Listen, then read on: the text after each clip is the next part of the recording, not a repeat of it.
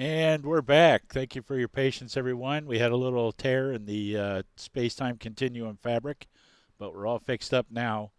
The women's varsity 4 C final, the club level, has just finished up, and that would be that would set the 13th through 17th place, and Purdue won that. One of the Purdue boats. I believe Purdue has four or three fours in that event. Now we're on back to the semi one and semi twos for some of the events that are rowing this afternoon. In this race, we have the women's novice four, club and open, semifinal one. So this will set the top three from this will be in the grand final or the A final, and the next three will be in the B final or the petite final. The race is on the course. They're coming up to the 1,000-meter mark right now.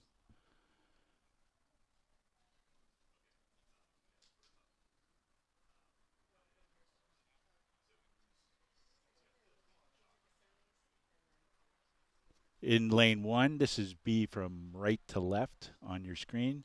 Lane one is the Duke Men's Club program. Lane two is Georgia Tech. Lane three is FIT. Lane four is the University of Tampa. Lane five is Liberty. And lane six is William and Mary. It looks like FIT in lane one is comfortably ahead, followed by the University of Tampa. And it looks like Liberty and lane six might be up on lane two. So that would be William and Mary, and then Georgia Tech and Duke Men's Club bringing up the rear. Note that Duke Men has women rowing for the club. The Duke University has a NCAA varsity women's program, so they have to separate that out. Unfortunately, they can't call it Duke rowing because I think there's some problems with the athletic department claiming that.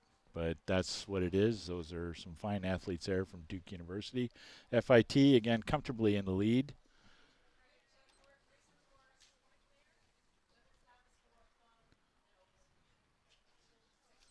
And they're at about a 29.5 stroke rate.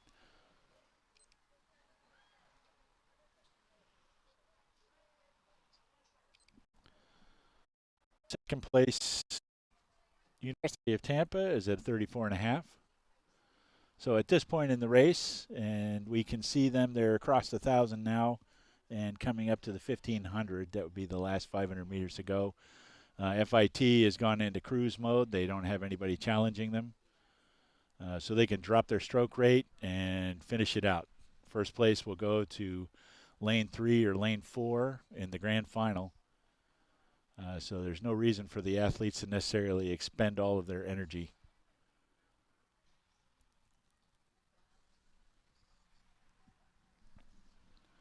Again, this is the women's novice four, club and open semifinal one. First three places will go to the final, and from four on, go to the grand final or the B final.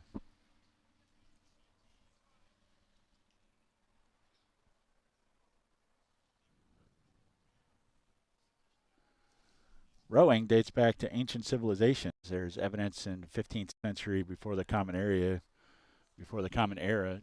Egypt shows boats propelled by oars for transport and ceremonies. Similar practices existed in ancient Greece, Rome, and China, where oared vessels were used for trade, warfare, and fishing. And here we are in the year 2025, and we're using it for racing.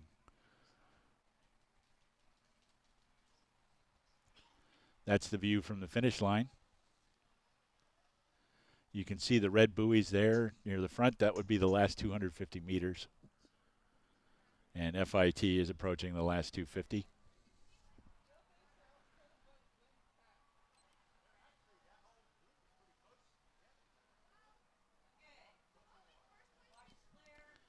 FIT still out comfortably ahead with about a length open water at a stroke rate of 30. We've got some great views here from the Here Now Sports crew. We've got drones in the air. We've got fixed cameras. They're handling all of the timing. So the races that did happen while we were away, dealing with our space-time continuum fabric tear, You can see those results if you go to the SIRA Regatta 2025 Championship website, or you can go to Here Now Sports and look for the SIRA Friday afternoon events.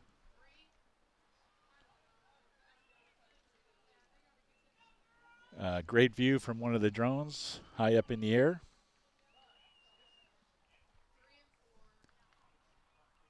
FIT from Melbourne, Florida, comfortably in first. Approaching the finish line, they're in the red buoys. Now with a couple of lengths open water on University of Tampa. University of Tampa at this point has probably dropped their rate, and they're cruising to the finish line too. Like I said before, the conditions here are just about perfect. It's a little warm, probably a little warmer than we'd like. I think the high is going to be 82 degrees. Dew point's very low, so the humidity's low. The athletes have to make sure they stay hydrated. So there you saw FIT cross finish line. Now University of Tampa. FIT with a time of 8:25, 8:40.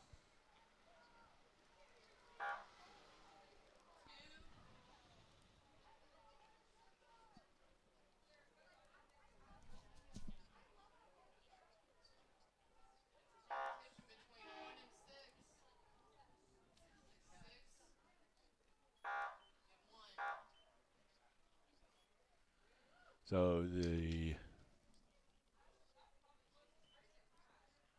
Duke men's program, cross finish line last there. We'll get the rest of the finish order momentarily. There we go. University of Tampa, Liberty in third, Georgia Tech, William & Mary, and Duke men. So FIT, the University of Tampa, Liberty will advance to the grand final or the A final. Georgia Tech, William & Mary, and Duke men will round it out in the B final tomorrow. Another good view of the course. We've got our drones up in the air. I was talking to some of the drone pilots earlier today. This is one of their favorite places to be too. The race we've got on the course right now is the second semifinal of the Women's Novice 4. Again, first three places go to the A final. Next three places go to the B final. In lane 1, from right to left again, we have Purdue. Lane 2 is University of Texas. Lane 3, the Louisville women. Lane 4, Washington University. Lane 5, North Georgia. Lane 6, Tulane. And it looks like lane 3, Louisville, is well ahead by a few lengths open water. Tight race for second place with WashU and North Georgia duking it out. University of Texas in lane 2 is also in the hunt there. I don't know which Purdue boat that is. I think they had more than one boat in this event as well. Yes, they do. They have a... Nope, I'm incorrect. I'm sorry. I was looking at the race schedule wrong. That would be the men's Novice 4. They have another boat. So this is the only Purdue Novice boat. Novice Women's 4, that is. Oh, Louisville in cruise mode right now.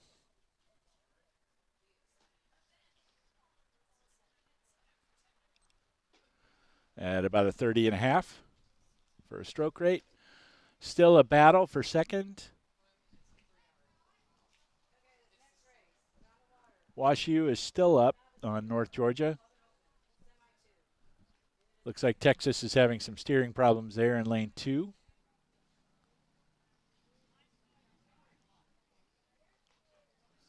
But they are still in this race. They have crossed 1,000. Working their way up to the 500. This is the third 500 of the 2,000-meter race. This is when the lactic acid taxman comes to call. You've sprinted for the first half of the race, and all of that lactic acid is built up. That's why if you're comfortably ahead like Louisville is, you can start to slow things down a little bit, drop your rate. You're still rowing full pressure. You're just taking a little more time to do it.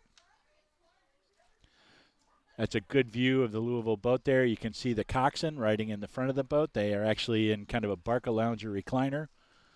They generally have a soda and a brownie as they sit there, while the 4 rowers have to carry them around. This is a little bit different than the there's There's a coxswain sitting here looking at me.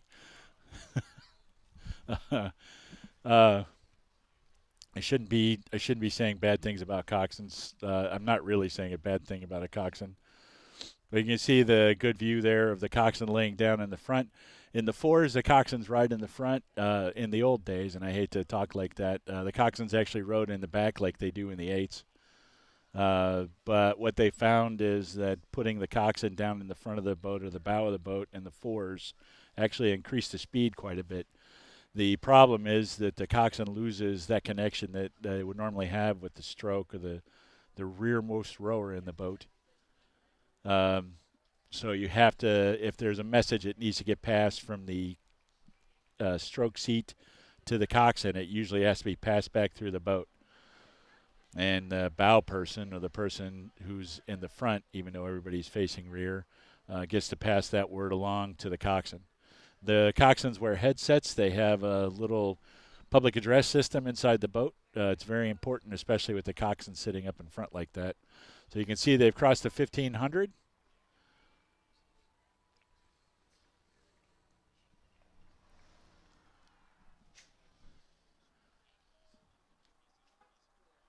Looks like WashU is pretty comfortably in second place right now, but they still have some challenge coming from the University of Texas in lane 2.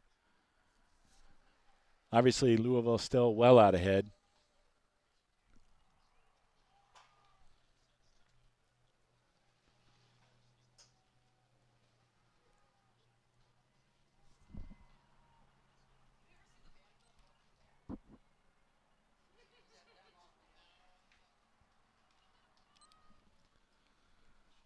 Louisville's taking the stroke rate up to about a 31. Probably trying to work a little bit of a sprint in just to practice it for the final for tomorrow. There's a good view. You can see the WashU ladies in lane 4 that are up on second place Texas in lane 2. Then North Georgia is the yellow boat in lane 5. Lane 1 Purdue is in 5th place, and Tulane is in 6th place over in the close boat in lane 6. So now we're in the red buoys with the lead boat. Louisville now has about 6 lengths open water lead on the rest of the field. We'll have a good view of them crossing the finish.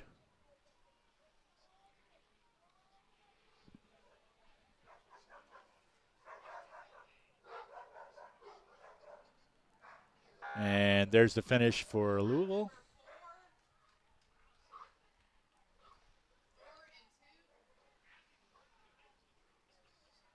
Crossing the line at 8:36.103.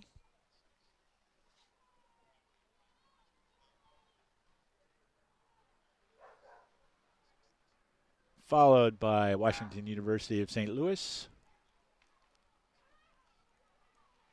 and University of Texas.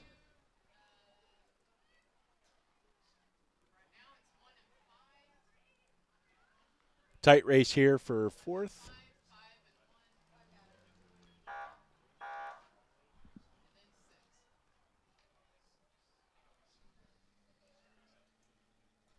And Tulane crossing 6th. So Texas, WashU, and Louisville will advance to the grand final for tomorrow. North Georgia, Purdue, and Tulane will race in the petite final or the B final.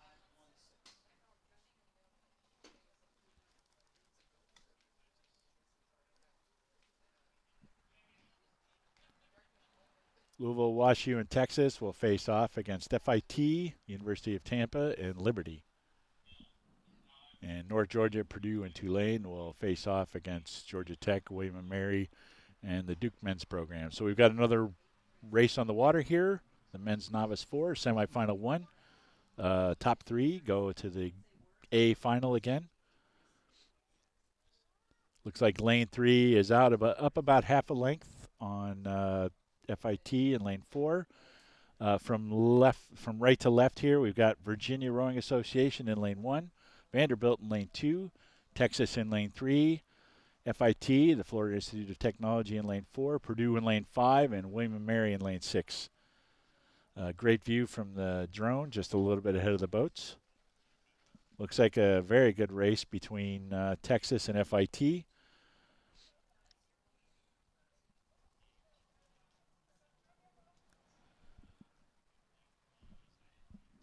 Vanderbilt's in a solid third here, but they're still getting a challenge from Purdue in lane 5, so that would be the second boat from the left as you look at it from this view. Virginia Rowing Association certainly not out of this race. A lot can happen here in the last 1,000 meters. They've crossed 1,000. Should be right about at the 1250 right now, so they've got 750 meters to go. Race tightening up between Texas and FIT. FIT's starting to make a little bit of a move.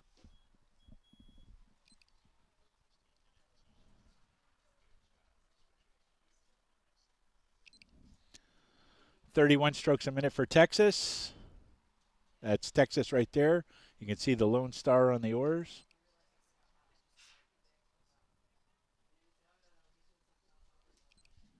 .33.5 for FIT.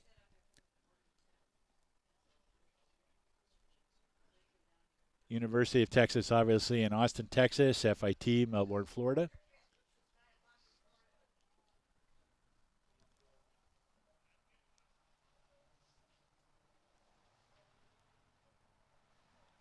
FIT making a little bit of a challenge here. They took another seat back on Texas. Texas is in the driver's seat, but they've got to make sure they keep pushing. This is anybody's race right now as they roll up to the 500 meter, or the last 500, so the 1,500 meter mark.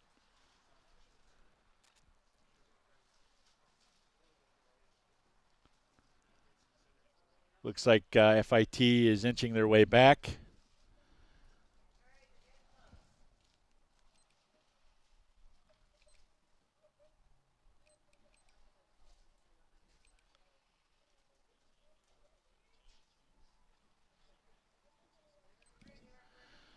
.32.5 strokes a minute for Texas.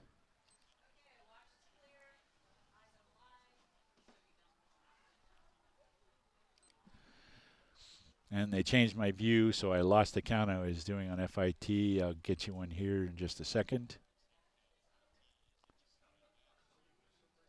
Oh, they did it again. I think about 34.5 for FIT. FIT making a solid move. It'll be tough to tell from this angle, but FIT had just about pulled even on the last view that we had.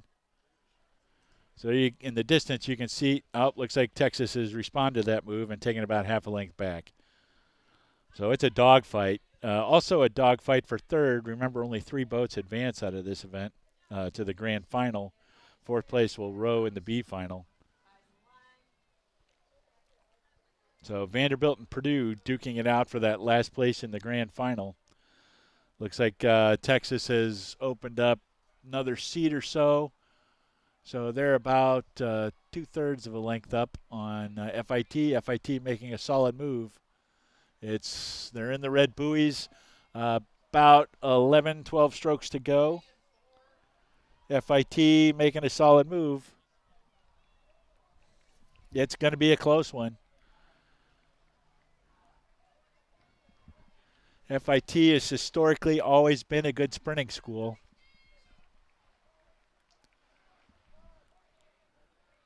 And there you may see it. FIT may get their bow ahead. And it looks like they did. Wow, what a move by FIT. That was a great race.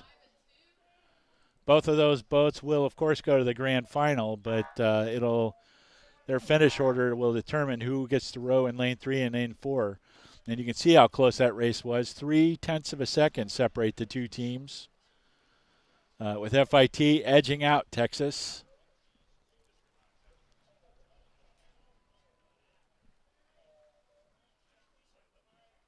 And it looks like Purdue was able to hold off Vanderbilt's charge. Purdue at a 7:36, Vanderbilt at a 7:38. So FIT, Texas, and Purdue will head to the grand final in the morning. Virginia takes 5th place.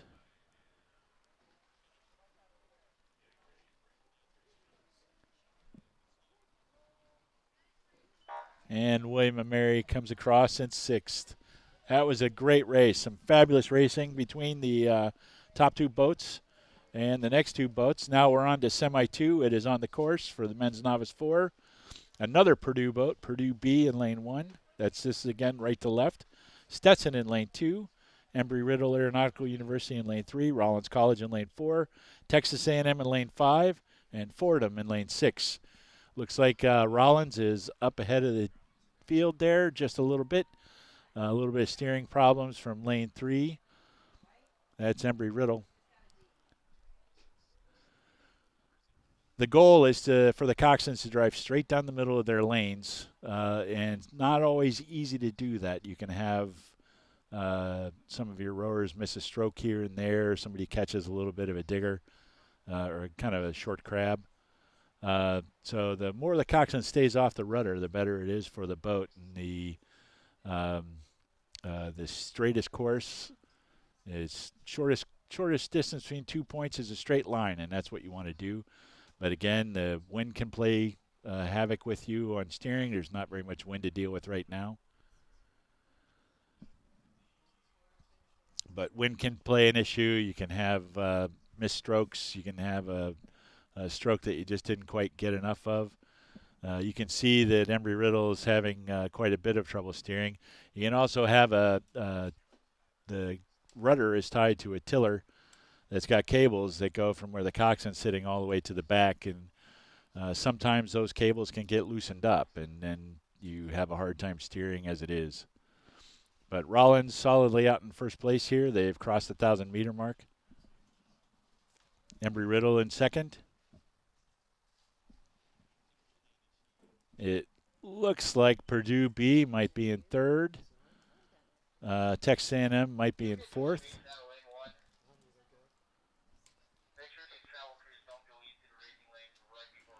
Texas A&M is a program that's building in College Station, Texas. It's a program that's actually run by the students. There's no full-time coach there. For them to be in this race and doing as well as they are, it's a great thing. That's true for a lot of the small programs. This is a mix. This regatta is a mix of varsity programs and club programs. Obviously, the varsity programs will have full-time paid coaches, and some of the clubs, the larger clubs like University of Virginia, Notre Dame, Purdue, they all have full-time paid coaches. But some of the clubs are totally run by the students.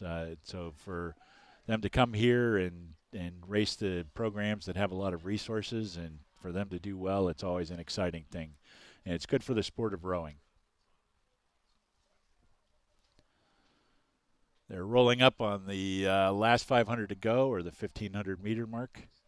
Rollins about a length open on Embry-Riddle.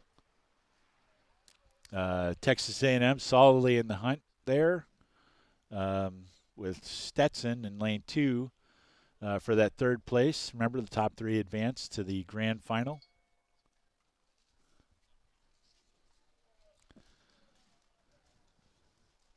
Fordham is not going to go quietly, though. They're going to give Texas A&M a run. They're out on the left side of the screen in lane 6. Lane 1, Purdue B might be back a little bit. It's going to be hard for them to make this up.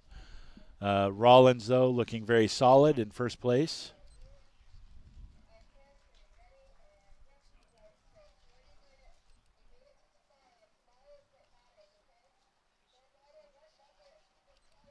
Rollins at a 34.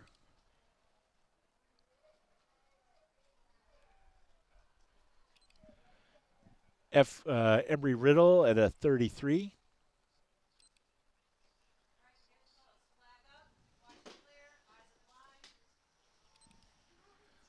Texas A&M at a 31.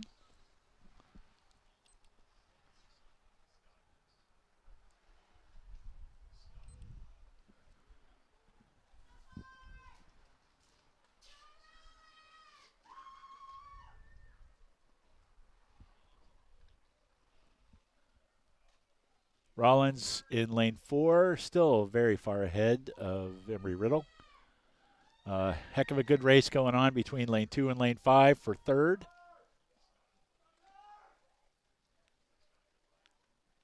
There's another shot of Rollins. Rollins in the red buoys.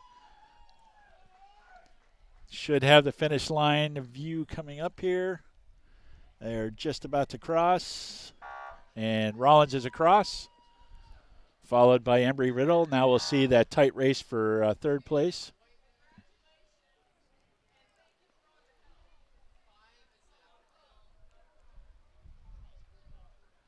Obviously, Rollins and Embry-Riddle had a solid lead on there. Looks like lane 2 will pick up third. And Texas A&M will get fourth. So Stetson comes up in third place. The A&M crew there gave it a heck of a good race. Then there's Fordham and Purdue.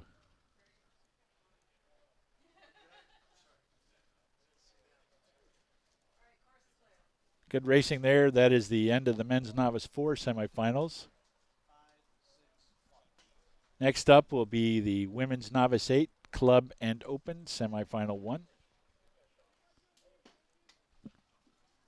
So tomorrow for the A final, it'll be Rollins, Embry-Riddle, and Stetson facing off against FIT, Texas, and a Purdue boat.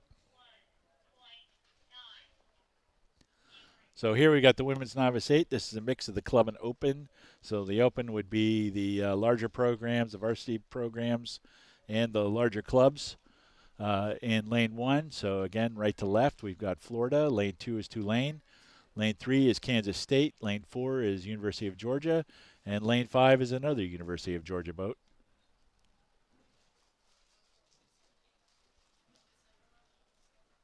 Looks like Kansas State is in first place by about half length open water over Tulane, and the one University of Georgia boat stroked by last name Kim. I don't have lineups this year. I'll try and have lineups for tomorrow's finals, and I'll be able to tell you who's actually in the boats. But there's no differentiation in the way the coaches put the boats into the regatta system on the 2 UGA boats, the lane 4 UGA and lane 5 UGA. All I can tell you is the lane 4 boat is stroked by last name Kim, and lane 5 is stroked by the last name Marblestone. Good view there of our leaders. Kansas State well out in front, almost a length open water on Tulane, who is up about half a length on one of the Georgia boats.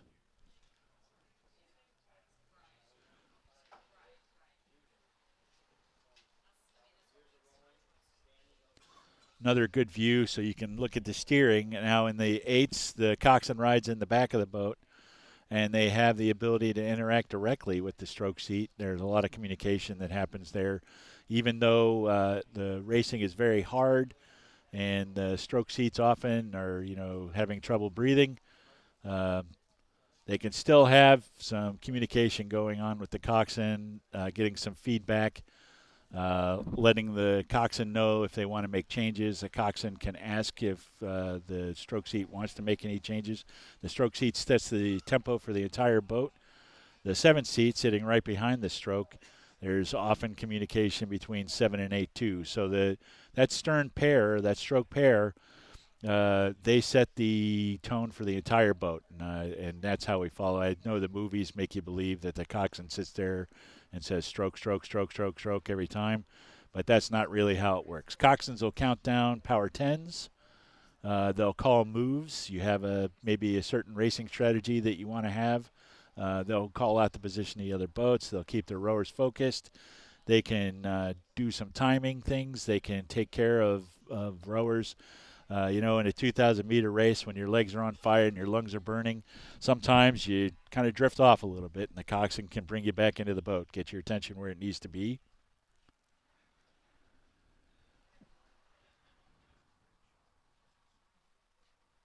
So Kansas State now about a length and a half open on Tulane. Still about half a length up on UGA. Nice solid race from the Kansas State ladies.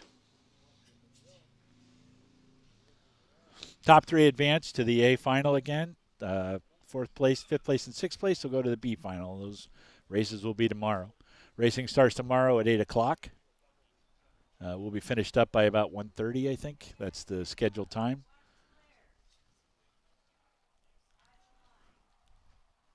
They're now across the 500 meters to go, or the 1,500-meter mark. You can get a great look down toward the finish line. You can see the finish tower on the right. That's where we are.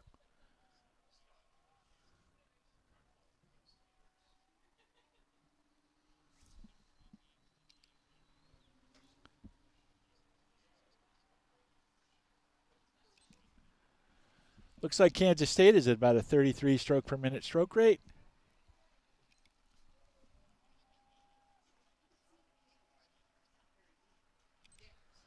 And 34 for Tulane in lane 2. Coxswains have to make a decision based on what the feelings of the crew are and how they're sensing how the boat moves. You can see they're just entering into the red buoys now. Whether or not they want to try and practice a sprint for the finals tomorrow, depending on how skilled the crew is and how experienced the crew is, you may decide you don't want to do a sprint when you're in a situation like this, when you're well up ahead. But there's also times when you might want to practice it because you know you may need it in the finals the next day. Those are the sorts of conversations that may be happening between the stroke seat and the coxswain seat. So the reason they don't put the coxswains down in the bow of the eights is because they have the opportunity to do the fine-tuning of the 8-cylinder engine there. And they more than make up for the loss of speed you might get from putting the coxswain under the bow by being able to be up and see what's going on. So there's Kansas State crossing the finish line, easily in first. A few lengths open water over second place Tulane in lane 2.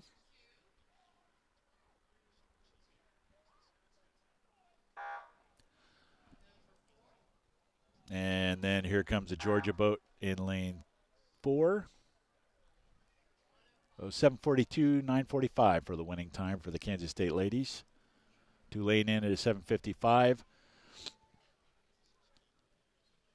The questions that coaches have to ask now, the Kansas State women had a pretty easy time of it, but once Tulane got far enough behind Kansas State, they might have shut down too because they weren't really pushed very hard by the Georgia boat.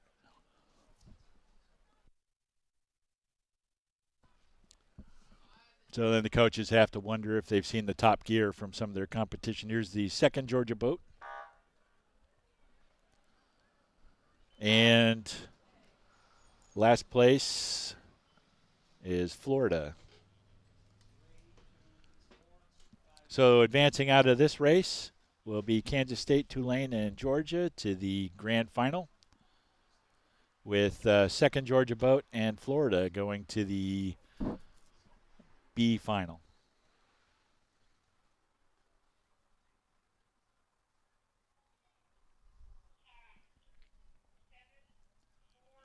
Next on the course is the second semi of the women's novice 8. Looks like they haven't left the starting dock yet.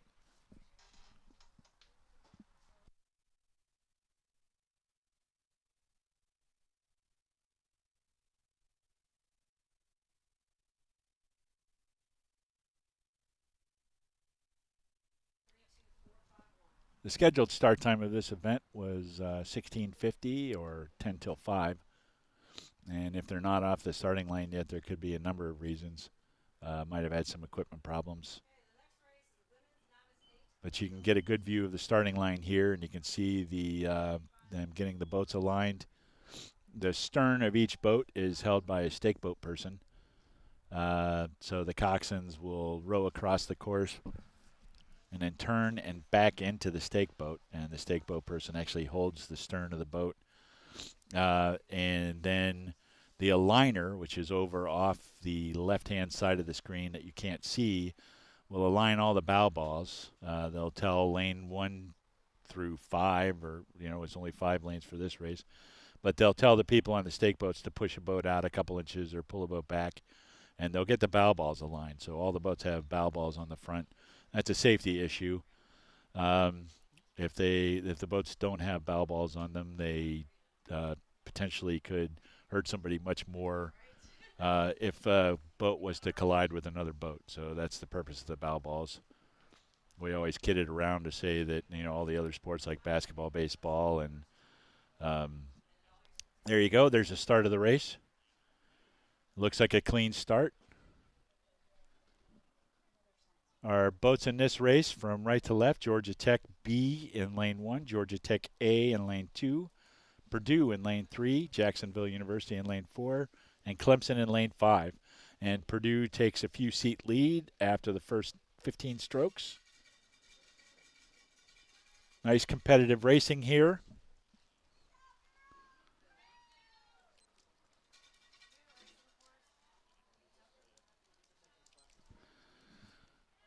Purdue at 40 strokes a minute. That's the third boat from the right in lane 3. They're in the lead.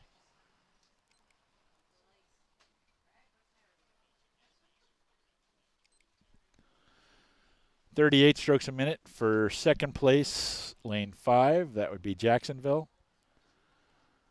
So it looks like pretty even across for lane 2, lane 4, and lane 5 for second place. That's going to be a battle. You got Georgia Tech B out in lane 1. They're falling behind a little bit. Purdue starting to open up the lead a little bit, getting ready to get open water.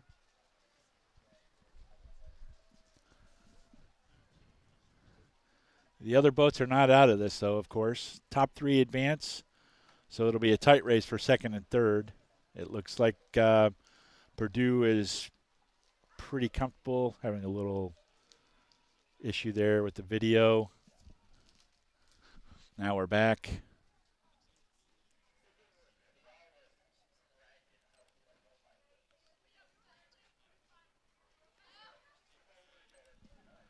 .36.5 strokes per minute for Purdue. So at the start of a race, a lot of teams will do a start sequence, which is usually 5 strokes. And the first stroke might be a 3/4 slide stroke, so you don't necessarily take a full stroke because the boat is not moving. Everything's static, and you have to break the boat loose from the water. The water is kind of sticky when you're not moving in it.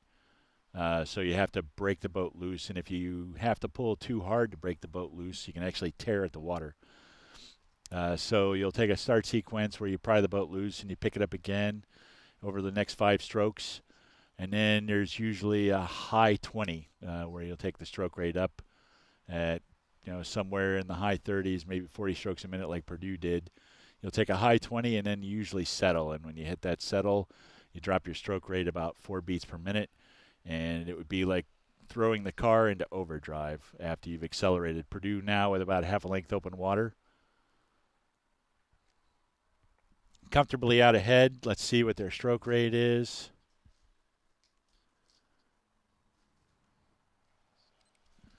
Purdue at about a 35.5. Still racing a hard race. Depending on what their race strategy is and how they feel about things, they may start to knock the stroke rate down a little bit, but I would say they will want to be in the middle of the field in lane 3 or lane 4 for the grand final. So they may row the entire race. They've got about 12 hours to, maybe a little more than 12 hours to rest and recover from this. Great view of the Purdue ladies there.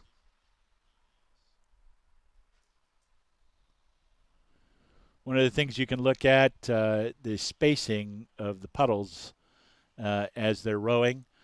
So you'll see a set of 4 puddles. As the oars leave the water, those puddles are moving back.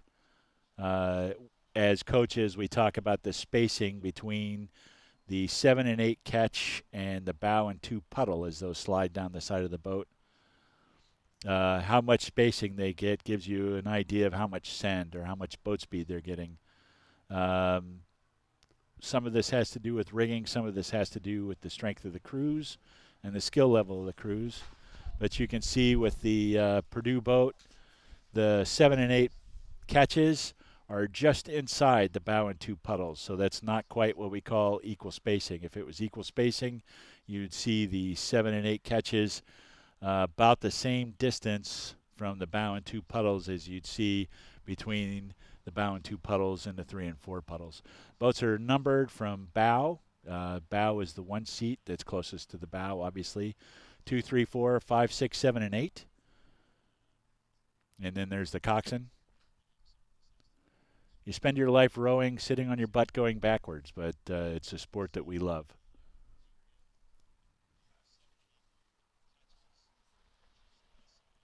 Nice overhead shot. Great work by our drone pilots.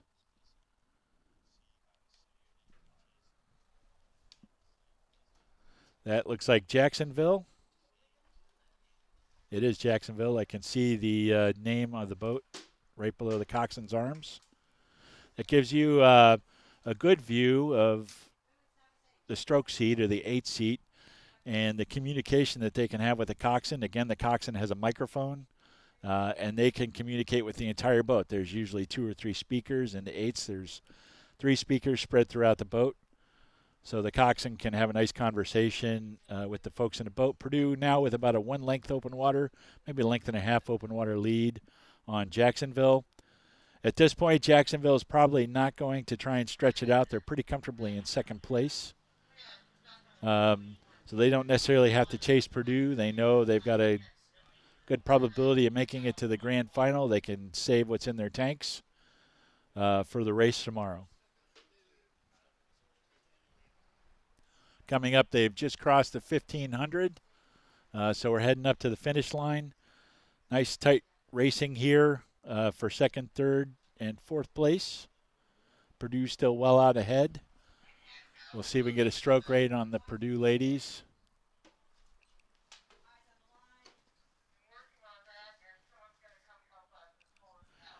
Purdue's still at a 36, so they didn't shut it down. They're going to race this one. Practicing for the grand final tomorrow.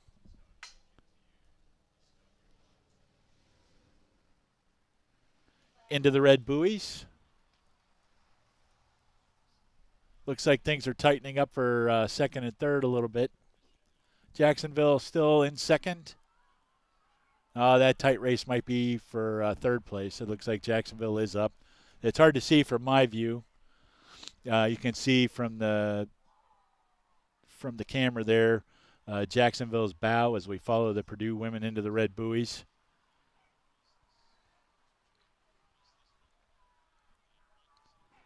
Ladies looking very strong.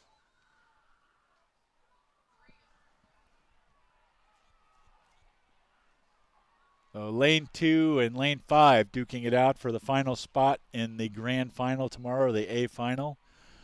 Jacksonville will cross comfortably in second with a little bit of open water on Tulane and lane 2. I'm sorry, that's not Tulane, that's Georgia Tech. So Purdue catches first place at 7:51.810. And Jacksonville will be in second. Winning time of the previous event, Kansas State women crossed the line at 7:42. Purdue at 7:51. It's hard to draw conclusions from that. Certainly the Kansas State women are fast. They were not pushed. Neither was Purdue. So we may not have seen their top gears, but we might see their top gears tomorrow. I think tomorrow's grand final for this event will be pretty spectacular. Georgia Tech then takes third, and Clemson will take fourth. And Georgia Tech B will cross the line in fifth.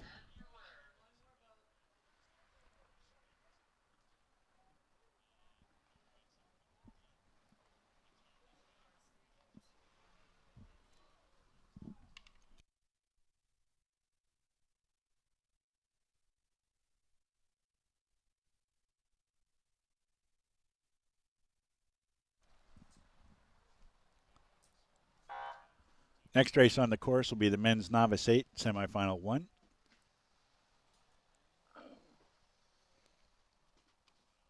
Places 1 to 3 will go to the A final. 4, 5, and 6 will go to the B final.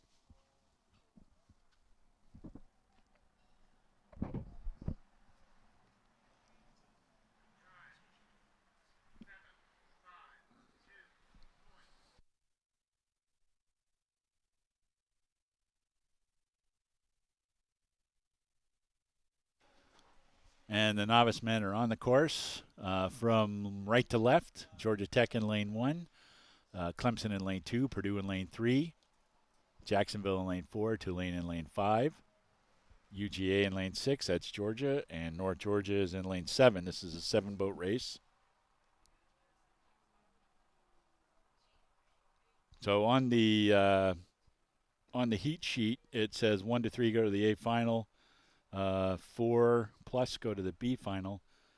So that means that there will be a 7-boat B final tomorrow because they've got 7 boats in this race and 6 boats in the next semi. Purdue is comfortably out in front with better than length open water on the rest of the field. Hard to tell from this angle, but it looks like lane 5 or lane 2 are in second place. So that would be Clemson or Tulane, with lane 4, Jacksonville certainly in the hunt. I think Jacksonville just pulled ahead of Tulane there, and they probably pulled ahead of Clemson. So they're making a nice move about 500 meters in. Probably pretty close to 750 from this angle. If you can see toward the smokestack on the screen, that is the 1,000-meter mark, that white panel there. You can also, it's a great view down the course from our drone pilots.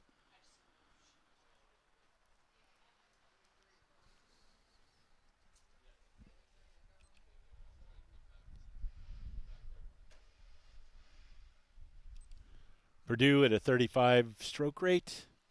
Comfortable. It's another view now. You can look at the spacing between 7 and 8's catches and bow and 2's puddles. This is about what we call equal spacing.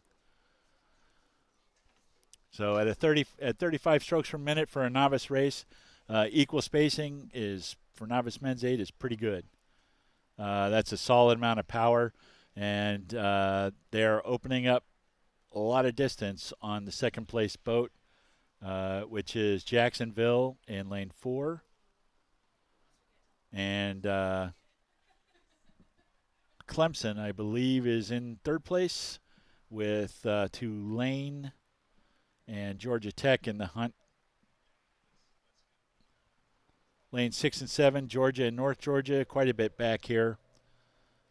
So they're probably out of the hunt for making it into the top 3. The race is going to come down to, looks like the race is going to be for third place. Jacksonville is making a pretty solid move on Clemson, but Clemson isn't out of this race yet. They can work their way back. Great view here. You can see the Purdue men solidly out in front.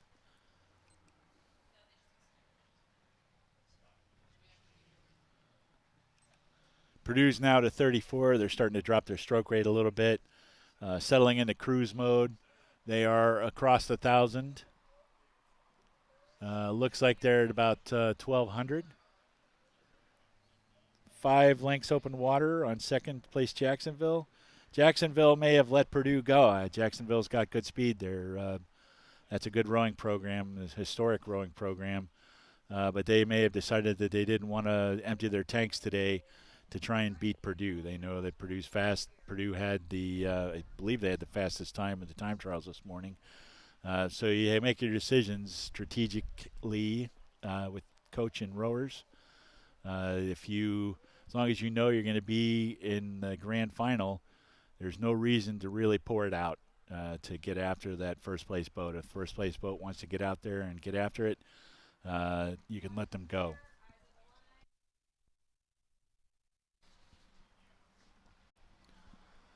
Purdue approaching the red buoys.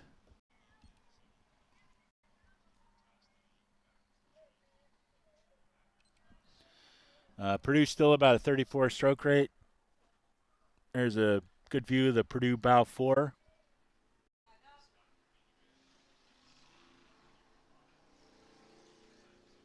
Into the red buoys now.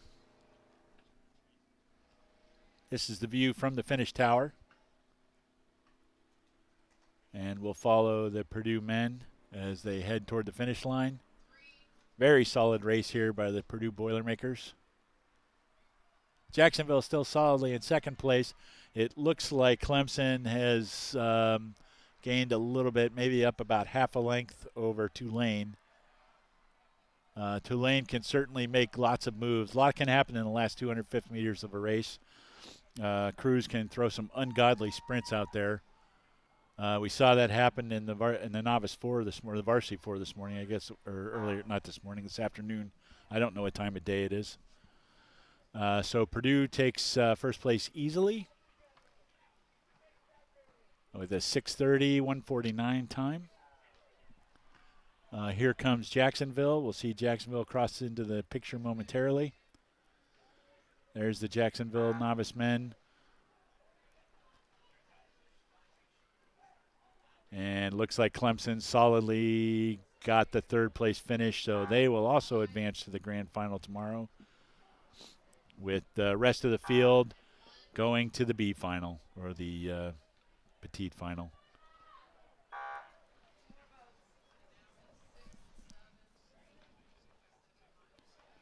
So Purdue, Jacksonville, and Clemson, 30 seconds between the first place and the third place boat.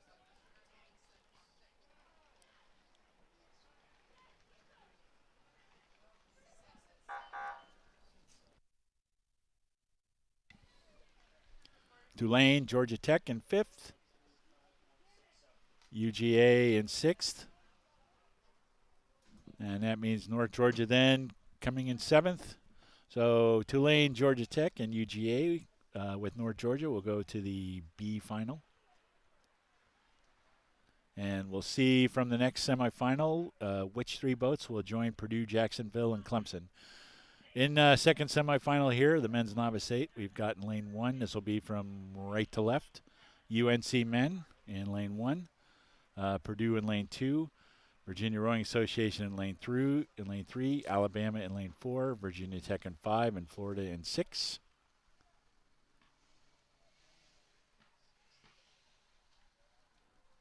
Virginia Rowing Association comfortably out ahead. Looks like they are approaching the 1,000-meter mark. You can see on the left-hand side of your screen, that's Melton Hill Lake Road, I believe. We should see the white sign for the 1,000-meter mark coming into view on the right-hand side. You can see boats going upstream.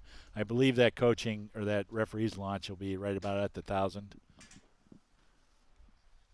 So Virginia comfortably out ahead with about a 2.5 length open water lead on second place, lane 4, which is Alabama. And Alabama up on second Purdue boat in lane 2. Virginia Tech is lane 5, is in 4th place. And it looks like a tight race for 5th between Florida and University of North Carolina.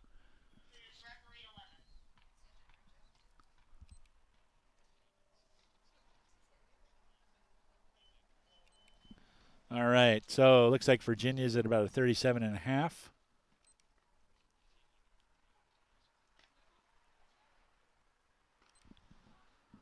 Take that back. I'll make it a 36. I may have miscounted that before. Looking solid, though. Definitely across the 1,000-meter mark at this point. Probably at 1,100, coming up on the 1,500-meter mark. Good view of the Who's from Virginia.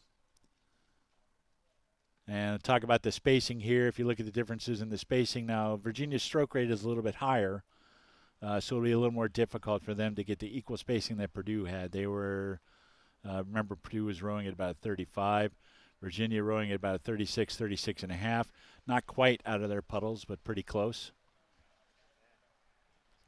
Still looking very solid. There's the rest of the field. Second place, Alabama, ahead of the second Purdue Novice 8 in lane 2.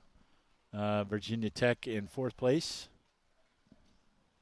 And I think you can see the UNC bow just off the left edge of the screen there. Okay, so we've got about 3 lengths open water for the Virginia men. That'll be a good race tomorrow between Virginia and Purdue. Virginia and Purdue, the novice men have social media, and they taunt each other via social media, but it's good-natured taunting. It's been fun to watch. I follow both the programs. It'll be a great race tomorrow in the grand final between Virginia and Purdue. We'll see who wins that one.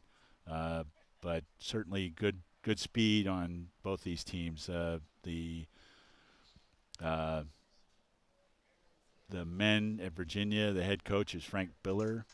Jack Helmanson is the head coach for Purdue.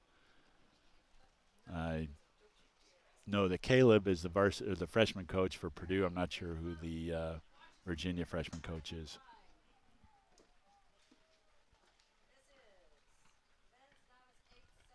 Very solid race here from Virginia.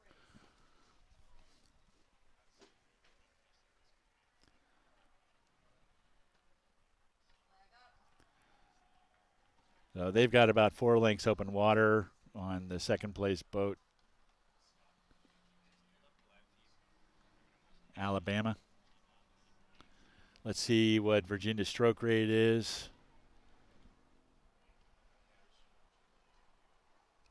Looks like they just kicked it up a little bit. So Virginia's at a 36.5.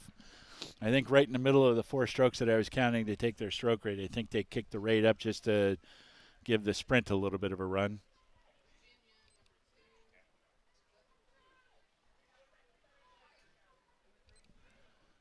Now to 36 for the Virginia men. And we got a view of the finish line as Virginia gets ready to cross it. So Virginia first place in the semifinal 2. We'll see what the time is compared to the Purdue time. Virginia about 7 seconds back on the Purdue time for the previous semifinals, 6:37 versus 6:30. But that means nothing. There's probably equivalent speed between both boats, so that is going to be a battle tomorrow. It'll be a fun race to watch. Alabama takes second at 6:49.064. For the second Purdue boat, 6:52.57. So Virginia, Alabama, and Purdue will advance to the grand final or the A final. Purdue will have 2 boats in the A final, so that's pretty good. Virginia Tech in 4th place. UNC in 5th place.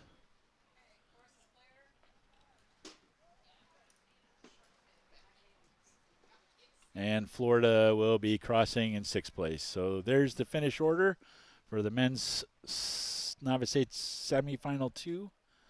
Virginia, Alabama, and Purdue will face Purdue, Jacksonville, and Clemson in the grand final tomorrow. Our next race is on the course. This would be the women's 2V, second varsity or junior varsity, semifinal 1. First 3 places will go to the A final. Second 3 boats will go to the B final. In lane 1, from right to left, George Mason, Vanderbilt, Louisville, Stetson, Georgia Tech, and Virginia Tech. It looks like Louisville's comfortably out in the lead here with about 750, 800 meters down, heading up to the 1,000-meter mark. Louisville with about a length open water on second place. Stetson. Third place looks pretty solidly belonging to Vanderbilt. Fourth place, I believe, is Georgia Tech. Fifth place is George Mason, and Virginia Tech in 6th, out in lane 6 there, crossing the 1,000-meter mark. There's your Louisville women leading the pack.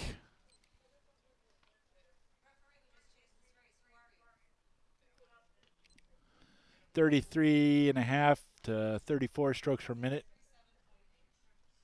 for the Louisville women.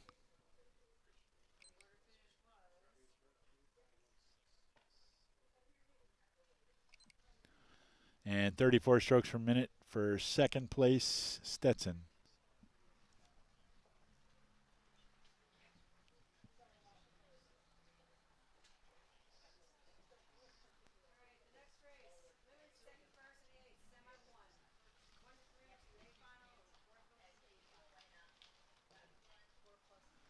I see from the chat, Ronnie Cantrell is the Virginia freshman men's coach. Thank you, Mike C., for letting us know that.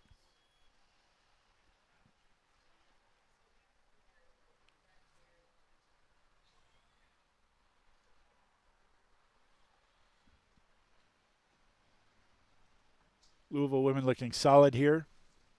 You can take a look at the spacing again. 7 and 8 catches just outside of bow and two's puddles as the puddles slide down the side of the boat.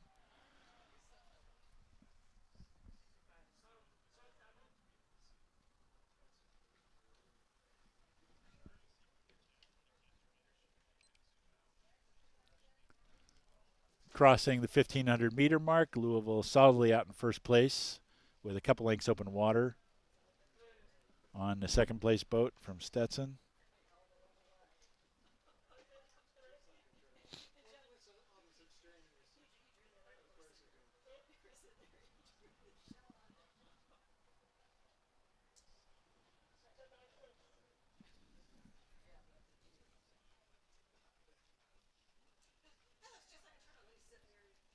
Louisville opening it up a little bit more.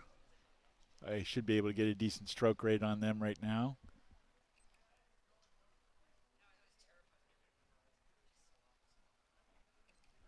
Louisville at a 34 stroke rate.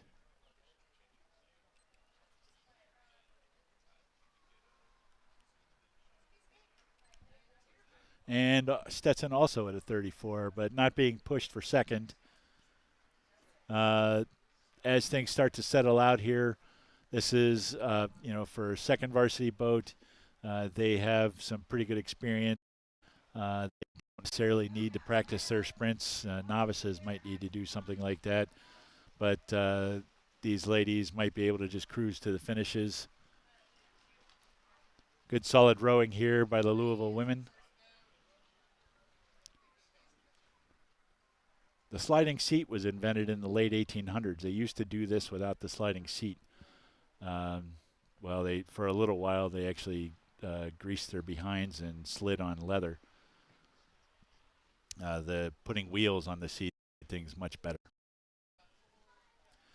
About 70% of the power in the stroke comes from the legs, about 20% from the hips and the back, and arms are really not very much of the stroke. That's about 10% of the power that you get. But good solid row there by the Louisville ladies. So your unofficial race times, Louisville in first. We'll know those in a second. Here comes Stetson in second.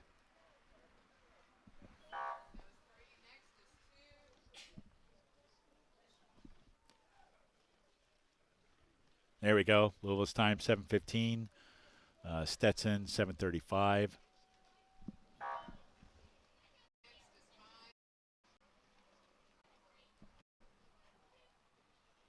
Vanderbilt 7:48.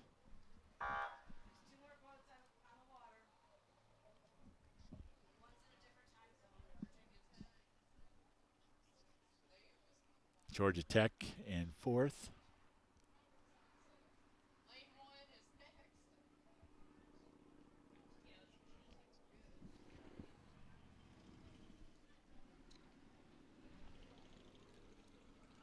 We should have Georgia and then come into view in lane one. George Mason will take fifth. And then Virginia Tech will pick up sixth place. So, again, from this one, top three advance to the A final. That would be Louisville, Stetson, and Vanderbilt. Georgia Tech, George Mason, and Virginia Tech racing in the B final tomorrow.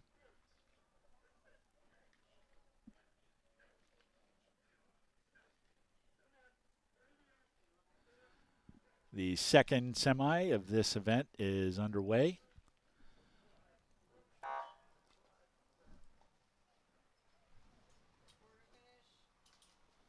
From right to left, you've got the University of Dayton women, Purdue in lane 2, Kansas State in lane 3, High Point University in lane 4, Florida in lane 5, and William & Mary in lane 6. And the Kansas State women are ahead of the field with a little bit of open water on the High Point women in lane 4. Purdue in lane 2 is in third place pretty solidly.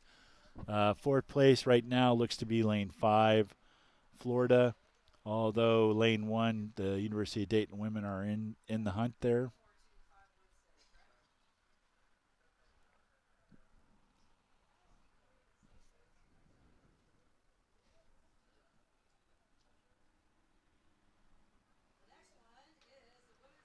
You can see a different kind of rig in the Kansas State boat there.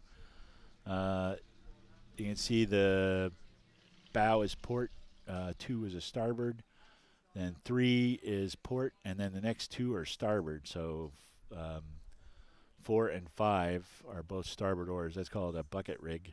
I think there's some fancier other terms for where you put the buckets in the boat. I'm not going to try and remember those. I've killed most of those brain cells with bourbon.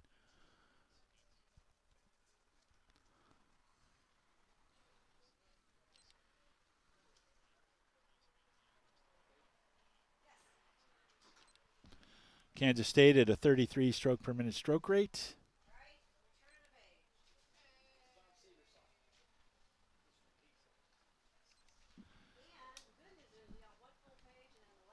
And High Point in second place at a 36. About a length open water, maybe a length and a half for Kansas State over High Point swimming.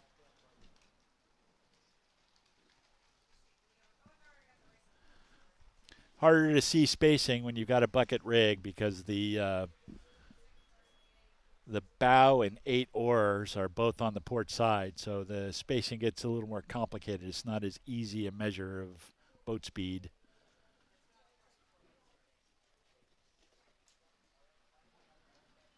Looks like the Kansas State women are having a good solid row here, however. Good puddle size. That's another indicator of power if you look at the size of the puddles. Can also be an indicator that your oarsmen or oarswomen are washing out at the finish. But if they have good finishes, puddle size is a good indicator of power, and power equates to boat speed.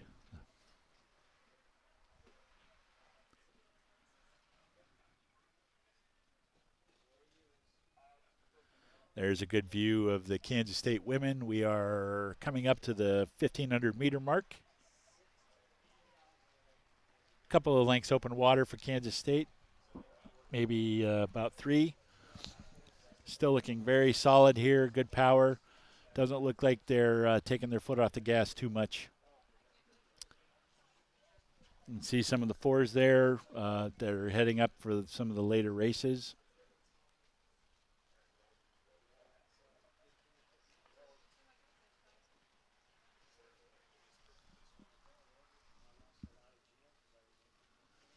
The boats that are going upstream have to stop when there's races coming down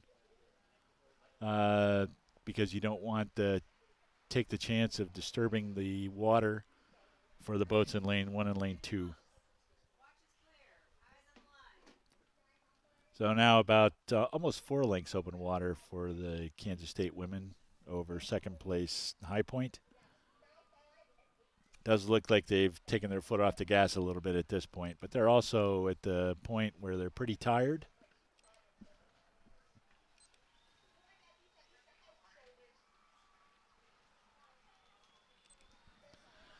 Uh, 34 strokes a minute for Kansas. That's Kansas State, I'm sorry. That would be a bad thing to say if I was in Kansas. Kansas State and Kansas don't get along like Michigan and Michigan State, well, with Michigan and Ohio State, or Indiana and Purdue,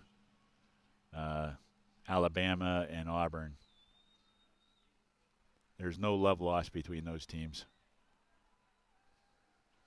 If you make the mistake of saying you're going to Kansas State and you're going to Lawrence, that would be incorrect. Now we're in the red buoys. And the Manhattan people, Kansas State, get a little upset about that. I know that from personal experience.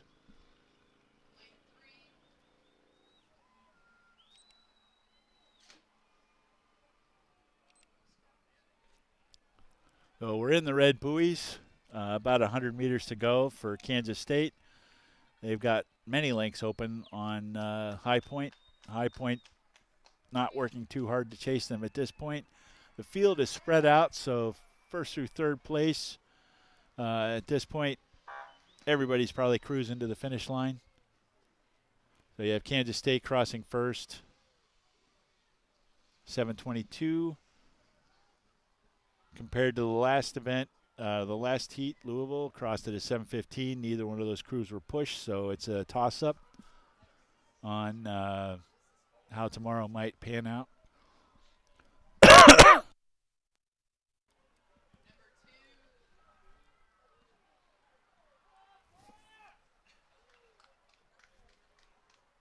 I think I hit the wrong button when I hit the cough button there. I apologize if you all heard that.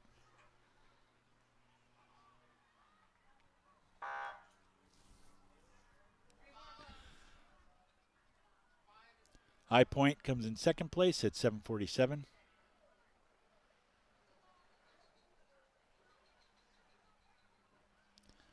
Purdue in third at 804. So those three boats, Kansas State, High Point, and Purdue, will head to the grand final, the A final tomorrow.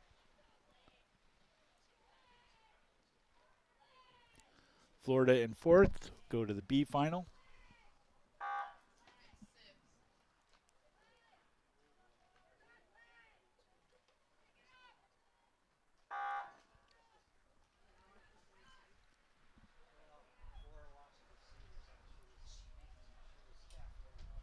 University of Dayton comes in fifth.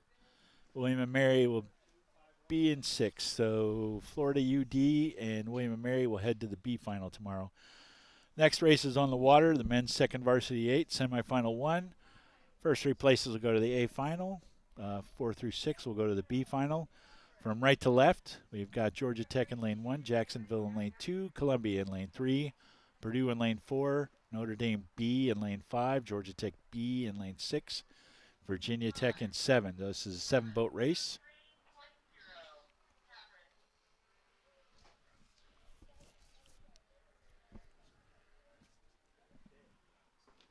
Right now, it looks like Columbia is in the lead. Columbia is a guest at this regatta.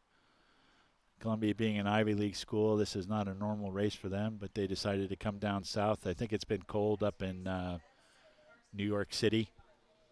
They wanted to come where it was warm.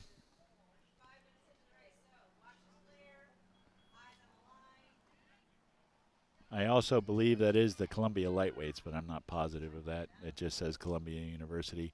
But they've got a few lengths open water on Purdue in second place. Third place would be Jacksonville in lane 2. The Columbia Lights are probably also happy, if that actually is the lightweights, that they got to eat this weekend and didn't have to worry about the weigh-ins. Normally for the lightweights, the maximum boat weight or person weight is 160 pounds for the men. I think it's 130, 135 for the women. We don't have any women's lightweights events at this regatta. So for some of the bigger folks that row lightweight, they may have to drop a couple of pounds as the regatta weekend approaches, and then they do the weigh-ins and they get to eat and drink water again. There's a good view of the stern pair and the coxswain from Purdue. And the Columbia men will cross the finish line here in first place easily over second place Purdue. About half a length open water down. Purdue having a solid finish, though. I think they kicked it up a little bit at the end. So 6:19 for the Columbia men in first. And there's Jacksonville in third. So Columbia, Purdue, and Jacksonville will head to the grand or the A final tomorrow.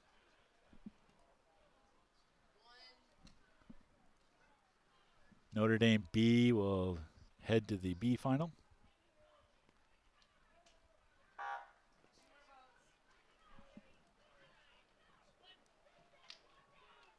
I think that was Georgia Tech that crossed the line there. I didn't quite catch it.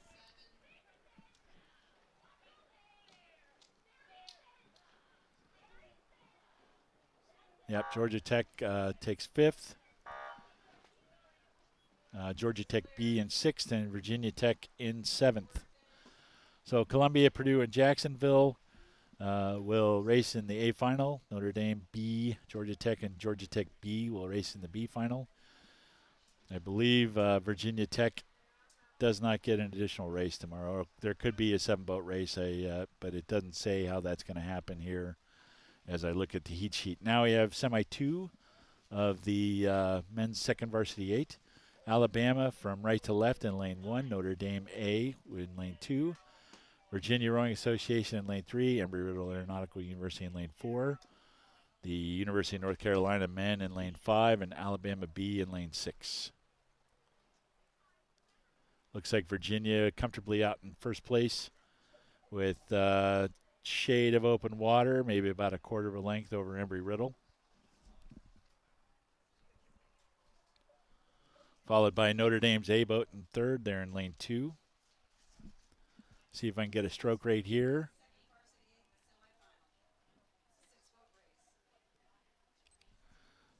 35 strokes a minute for Virginia.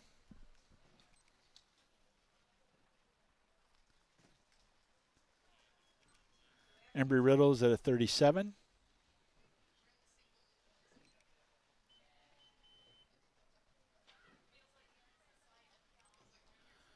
Notre Dame A is at a 36.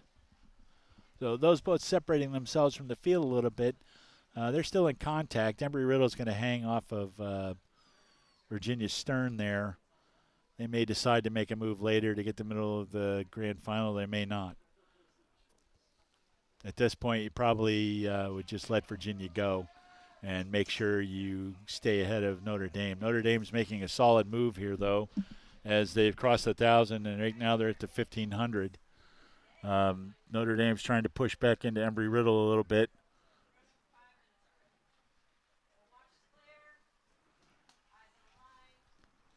Great conditions again. While it does look like the water's a little bit chopped up, when you have this much racing going on during the day, all the wakes from the different shells and the launches tend to bounce back and forth. Part of this probably is wind, though, but the winds are very light. It's just fabulous conditions. We're into the red buoys with Virginia.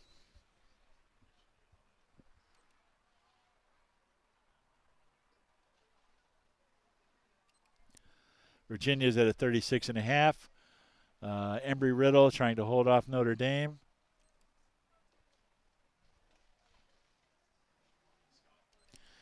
Embry-Riddle up to a 40-stroke rate. They're really trying to hold off Notre Dame. Notre Dame is making a great charge over there in lane 2. I think they have possibly just pulled ahead of Embry-Riddle.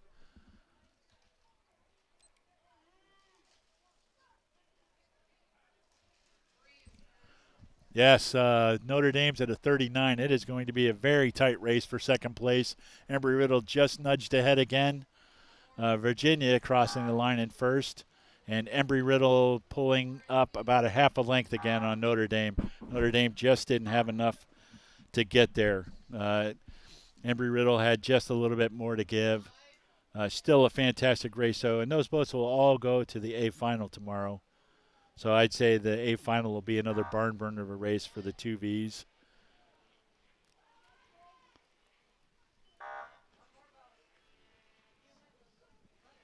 So we'll get some more of the finish order there. I got distracted by that race between Embry-Riddle and Notre Dame that I missed the other boats crossing the finish line.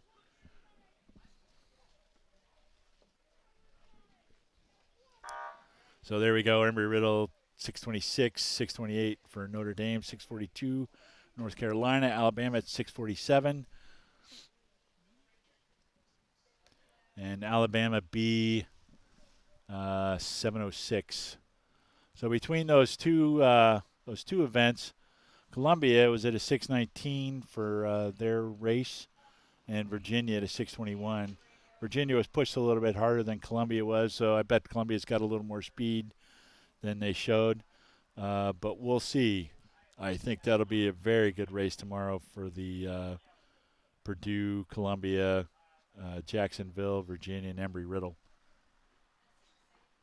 All right, the women's varsity 4 for the club level. So there's a club and open level.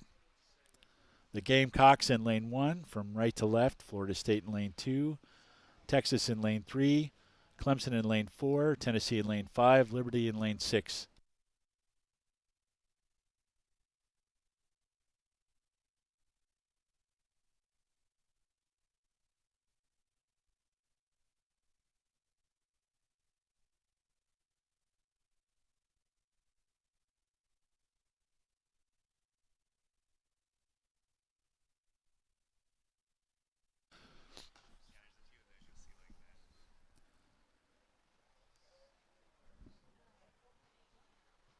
I believe that Lane 1, the Gamecocks, are University of South Carolina, but I don't think they're allowed to call themselves that. But they are in Lane 1. Looks like Lane 3, Texas, is in the lead with Clemson in second place.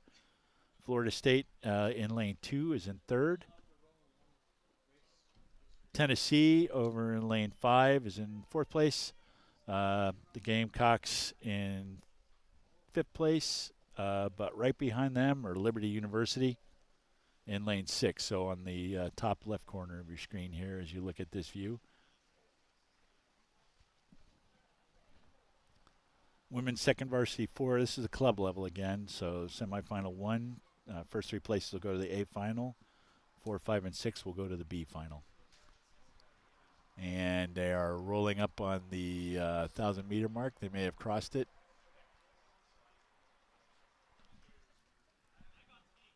Texas rowing a pretty solid race here. Let's see if I can get a stroke rate on them.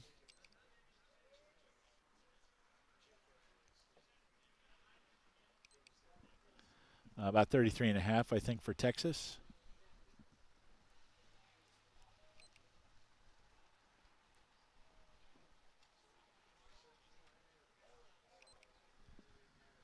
.30 for second place Clemson. Still looking very solid there.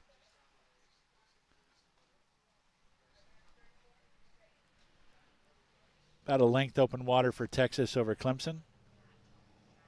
You can see they've crossed 1,000. That's the white signs in the back of the view. Another nice view from our drones overhead.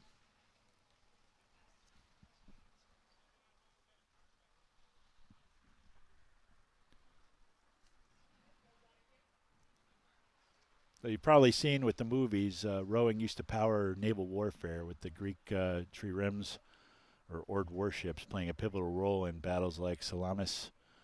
The Roman and the Viking eras further refined oared ships for speed and maneuverability.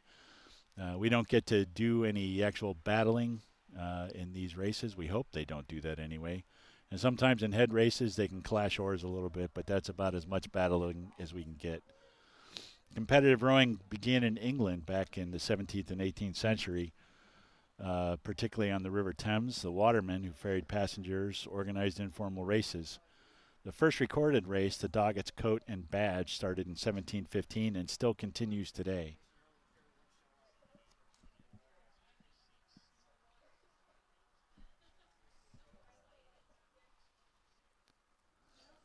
That's enough of our history lesson. We'll go back to see how our ladies are doing here. Texas still comfortably in first. They've opened up the distance on Clemson just a little bit. Third place, though, is still Florida State. There's the Clemson ladies. Now, this is different than the Clemson varsity women's program. This is the club. So Clemson has a nice boathouse down on Lake Hartwell, I think it is. And the club has a boathouse, and the varsity women's program, I believe, also has a boathouse. A lot of crews do spring training down there. Hartwell's a great big lake. Lots of places to go. If the weather conditions change, you can always find some place to row, usually, unless you have so many whitecaps out in front of the boat docks that you can't get out. So just to be clear, this is the Clemson Club program, not the Clemson Varsity Women's program.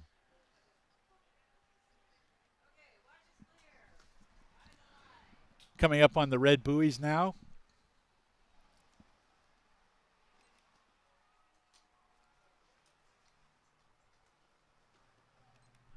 We have Clemson at a 35.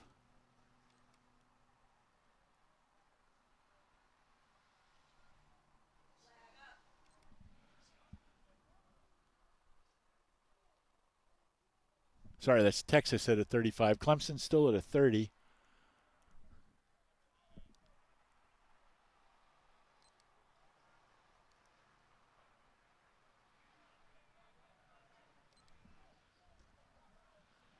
.33 for Florida State over there in lane 2. First 3 places advanced to the A final.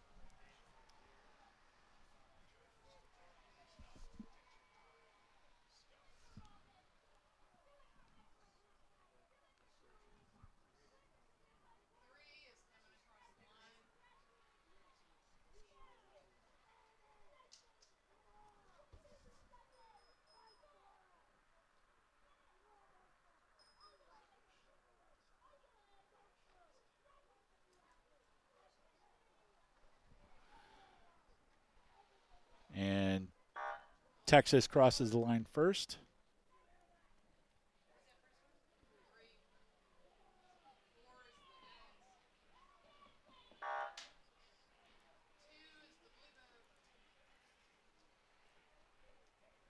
Clemson takes second.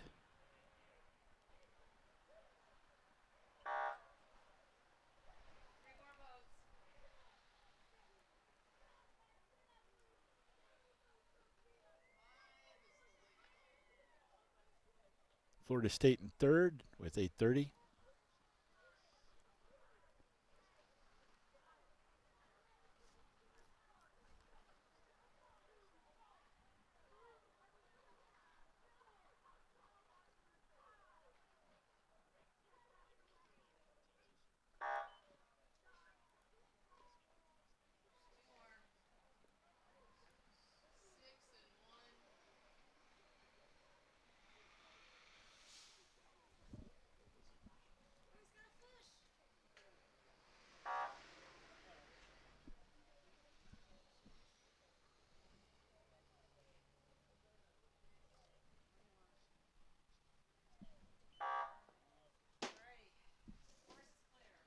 And there's your final finish order. Texas, Clemson, and Florida State will advance to the A final. Tennessee, Liberty, and Gamecocks will advance to the B final. We'll have the second race of this semifinal for the women's varsity 4 club level. Right to left, so from right, Florida State in lane 1, Texas A&M in lane 2, Tulane in lane 3, William & Mary in lane 4, UGA, Georgia in lane 5, and North Georgia in lane 6. Tight race between the leaders, Tulane and William & Mary in lane 3 and 4 respectively. Looks like a good battle going on there. Georgia holding pretty solid third place, followed by Texas A&M in lane 2. North Georgia in the far left side in lane 6, working their way up though.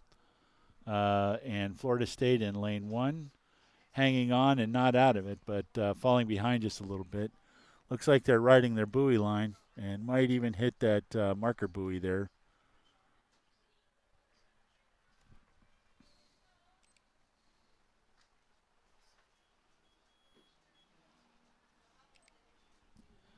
So the leaders right now look to be Tulane in lane 3. They are at a 34 stroke rate.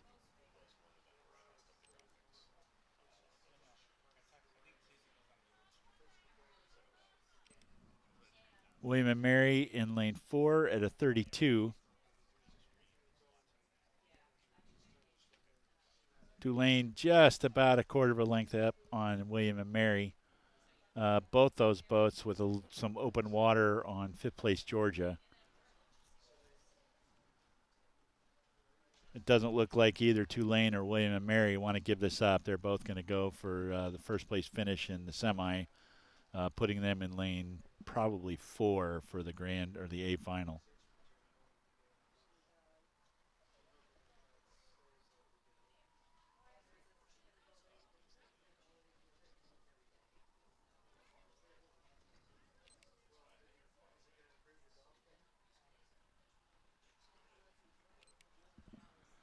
.34 strokes a minute still for Tulane.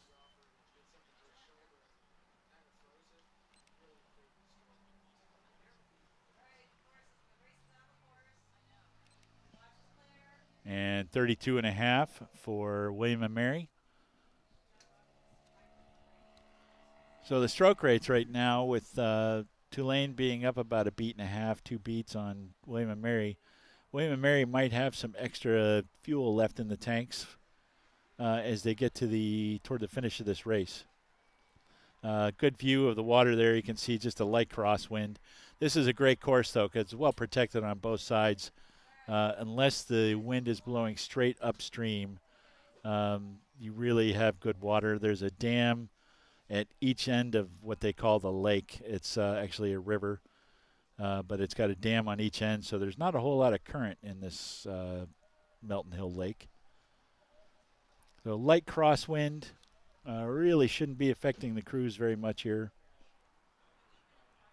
We are through the 1500, about 300 meters to go. Maybe, yeah, about 300 meters. They're heading up to the red buoys. We ought to see those enter into the picture here momentarily.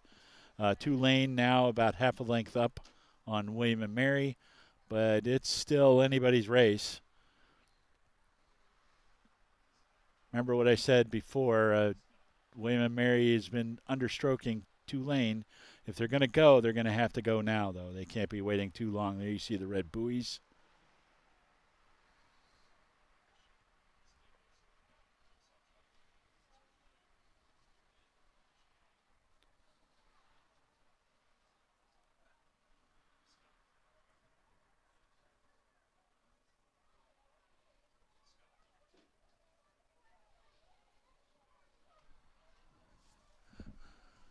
Oh, Tulane now up with just a little bit of open water over William and Mary. They've opened it up. William and Mary didn't quite have it to go, so they may not try and chase them anymore. They may just let Tulane finish this one out. Tulane looks like they're opening up a little more water as they get to the finish line. William and Mary solidly in second. They really don't have to empty the tanks to try and get any closer. They can save everything for tomorrow.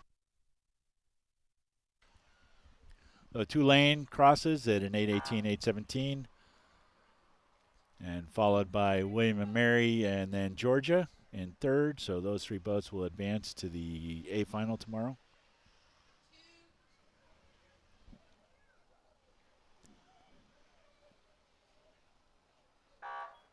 Florida State then in fourth place. Or that may have been Texas A&M. I'm sorry, that was Texas A&M. Yes, Texas A&M taking fourth. So they'll be headed to the B final. And I think that's North Georgia, followed by Florida State then. And yep, I'm correct. North Georgia in fifth, and Florida State in sixth. So Texas A&M, North Georgia, and Florida State will head to the B finals. Tulane, William and Mary, and Georgia will head to the A final.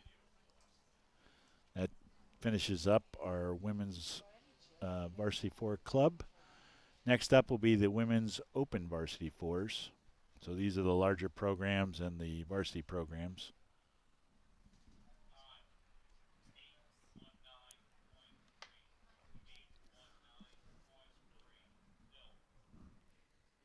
Still looking at the finish, but I can give you the lineup for the next race.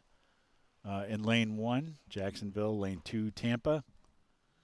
Lane 3, FIT. Lane 4, Kansas State. Lane 5, Kansas State B. Lane 6, George Mason. And in lane 7, George Mason B.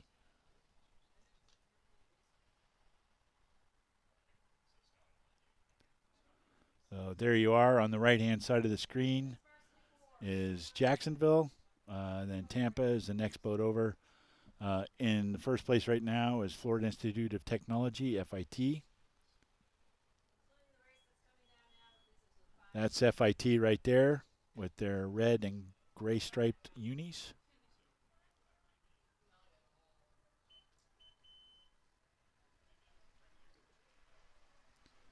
That's probably not called gray. Could be. I apologize to any FIT fans out there if I'm not getting the colors right.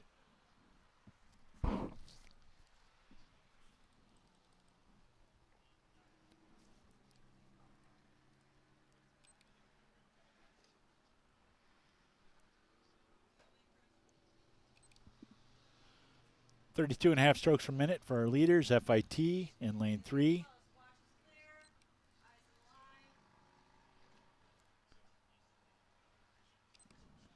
.35 strokes per minute. I believe that might be second place team. Yes, it is. So Kansas State women at 35 strokes per minute in second. The other Kansas State boat looks like to be in fourth, so I will give you Tampa's. Nope, I won't do it there.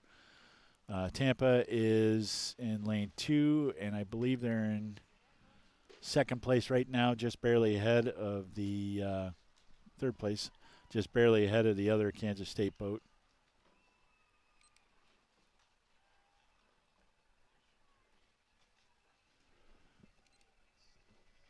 Comfortable open water lead for FIT with Kansas State A in second.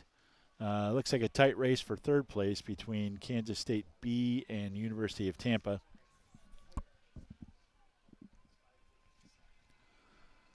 They are approaching the red buoys.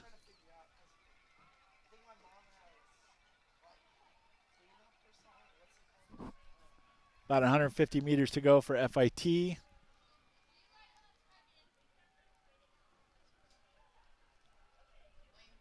Still a tight race for third between Tampa and Kansas State B.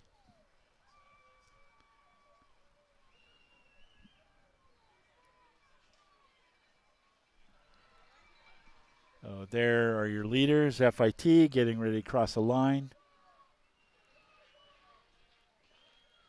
So FIT will finish first.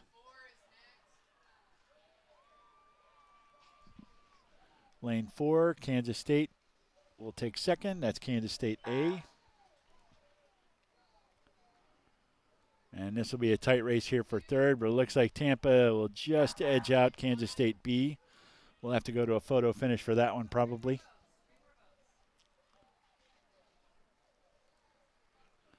Yeah, it looks like they gave it to Tampa at 8:04. So Kansas State B about a quarter of a second behind University of Tampa. FIT, Kansas State, and Tampa will head to the A final. Kansas State B, Jacksonville, George Mason will go to the B final. And I think George Mason B will head to the C final.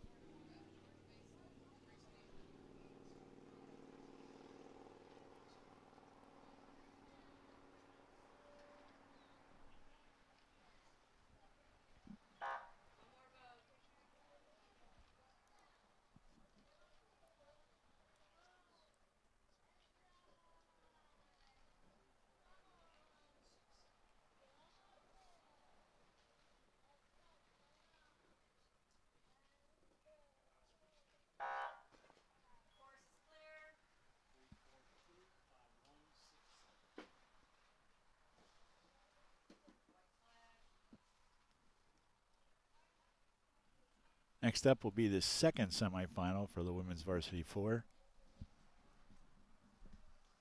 4 races left for the afternoon evening card here.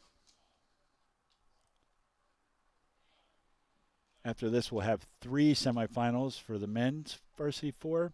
In this race, we got Rollins College from right to left in lane 1, Louisville C in lane 2, Louisville A in lane 3, and Louisville B in lane 4. High Point in lane 5, Stetson in lane 6, and High Point B in lane 7.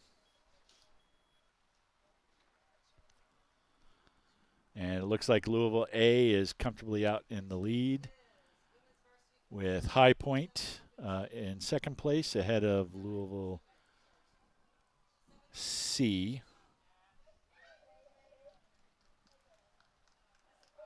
Louisville B might be in fourth, just ahead of Rollins in lane 1.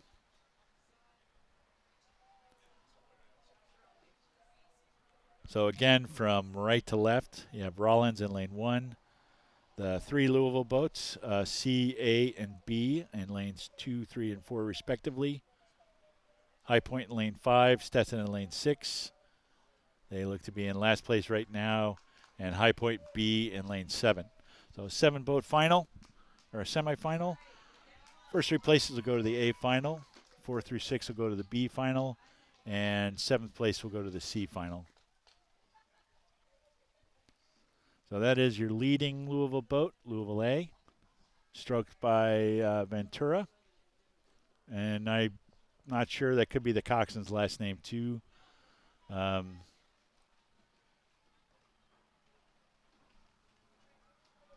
Second place is High Point. Third place is Louisville C, either stroked by Mancini or coxed by Mancini. They're coming up to the last 250.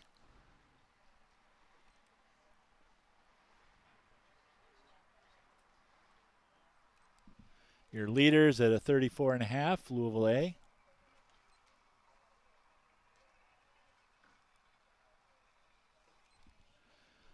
38 strokes a minute for High Point.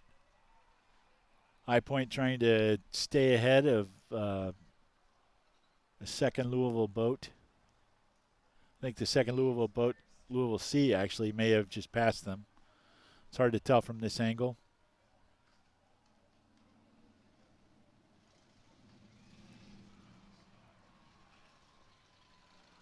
Yeah, I would say that's pretty certain now. Louisville C is in second ahead of High Point. Here's your finish view. I'll have Louisville A crossing the finish line first.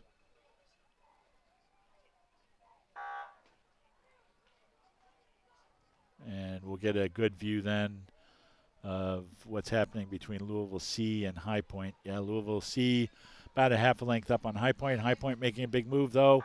Is it going to be enough? It is not. So they finished down about half a deck on Louisville C. But High Point will make it into the B final. So you'll have Louisville A and C and High Point making it into the A final. The other Louisville boat leading into the B finals. And tight race there for 6th and 7th.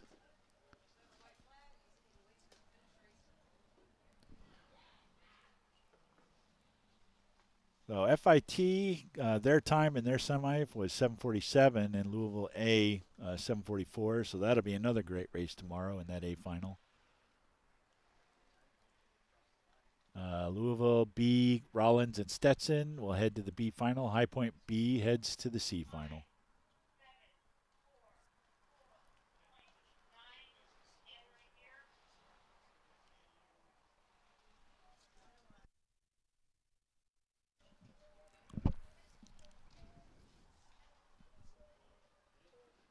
And now we'll head back up to the start for the first semi of the men's varsity 4. Looks like they're still in the stake boats. They made up a lot of time there with the women's races and got ahead.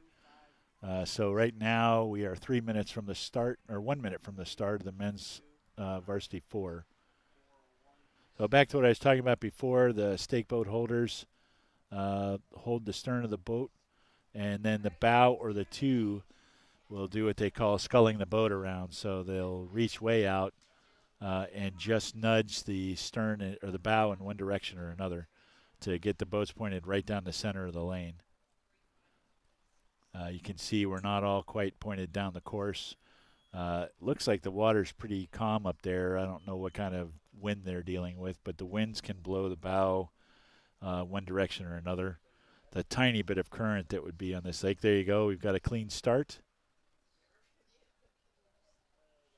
Great view of the start here from our drone operators. And you can see the officials' boat moving into the center of the course to follow the rain down. We're 15 seconds in.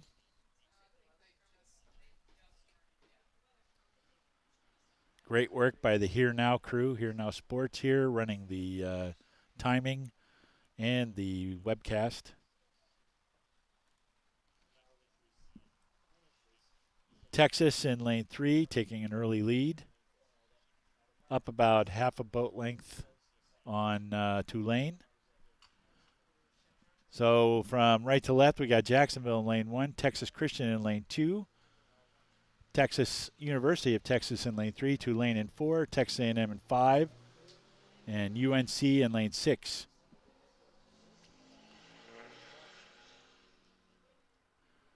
The rivalry between Texas and Texas A&M is also very strong. And Texas heading back to the Southeastern Conference this year. There's bragging rights, of course. They raced earlier in the year. Texas A&M and Texas had a dual race. I think Texas was the overall winner there, but they split a lot of the races. Oh, now Texas has an early open water lead over Tulane, who has about a half a boat length on Texas Christian, with Texas A&M working their way in, staying in contact with the field. Then Jacksonville is sliding into 5th place, and North Carolina slipping into 6th. Texas looking very strong, however.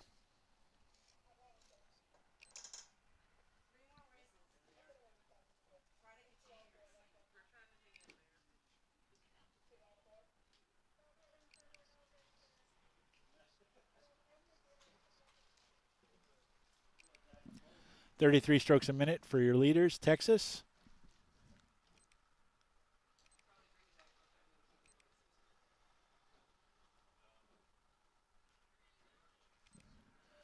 .37 strokes a minute for second place, Tulane.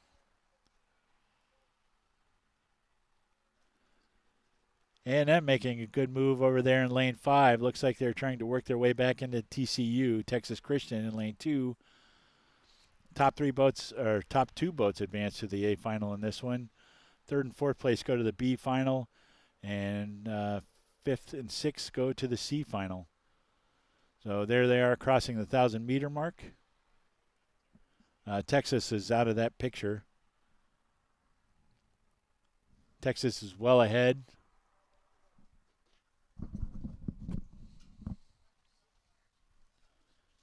Now with several lengths open water ahead of the rest of the field.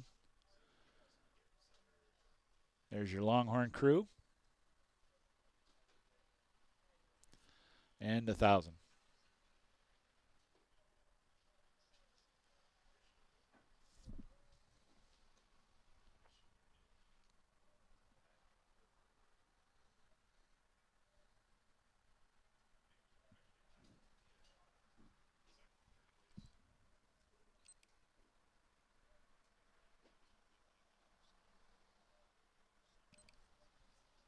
.33 strokes a minute now for Texas. They're starting to run their stroke rate down a little bit. Coxswain's call will usually be we're going to lengthen it out and settle, or lengthen it out and take the stroke rate down a couple of beats. There's no point necessarily in completely extending yourself if you've got this kind of lead, because you know that there will be a lot of competition in the A final tomorrow.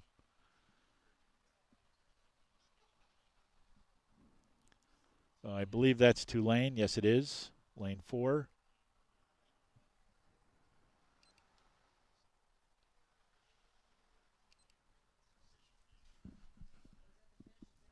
Another view overhead of Texas.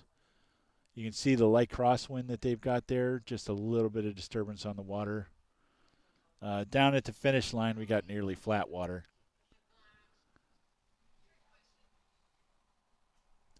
And they're heading up to the 1,500-meter mark.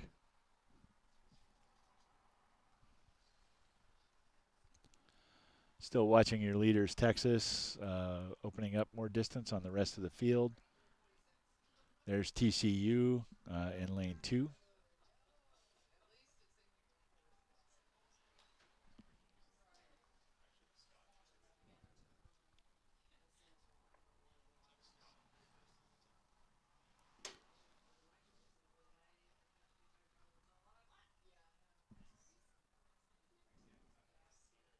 Texas very solidly in the lead here.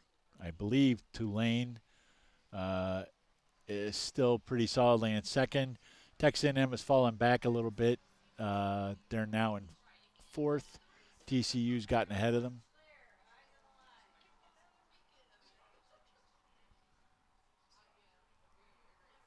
First and second advance to the A final again. Right now that looks to be Texas and Tulane.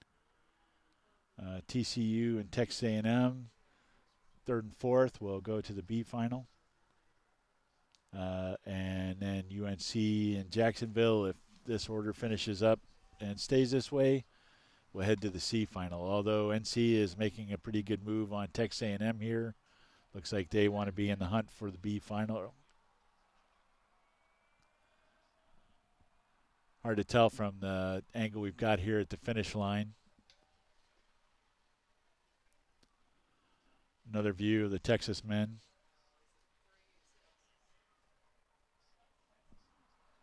They're well into the red buoys at this point.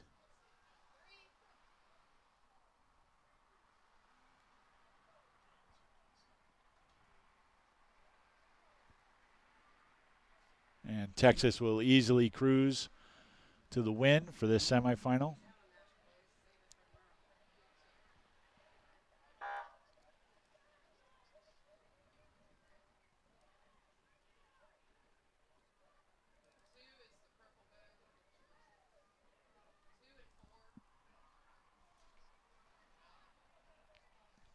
TCU may have pulled it out and gotten ahead of Tulane. We'll have to wait for the photo finish on that one. Tulane might have just edged them out. I think they may have gotten their oars in the water a couple more times. Yep, Tulane did it. But TCU was right in there. Now we'll see who advances to the B final between Texas A&M and UNC. And it looks like UNC may have gotten that by about a half a length.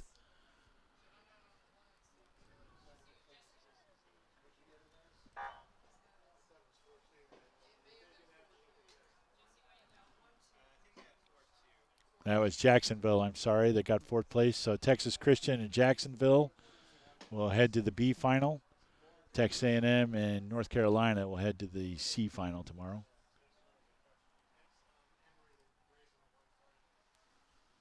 Tulane and Texas will face the winner and second place of the next two races. The second semi is already on the water. From right to left here, we've got Florida, Embry-Riddle, Rollins, Virginia, Florida State, and High Point. All right, question. I got a low battery signal.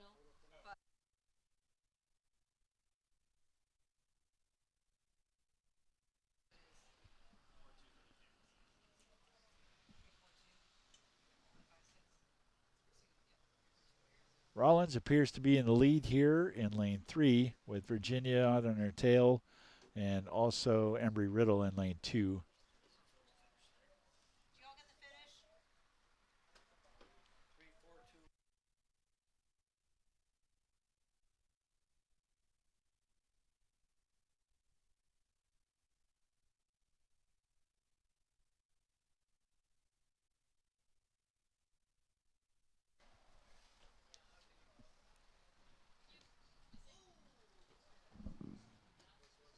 Embry-Riddle putting down a solid race here. That looks like they are just ahead of Rollins, just ahead of Virginia.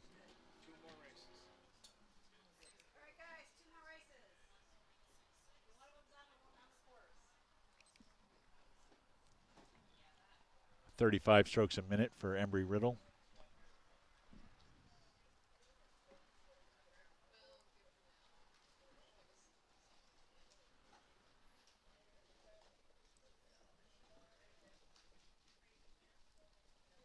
Tulane also at a 35.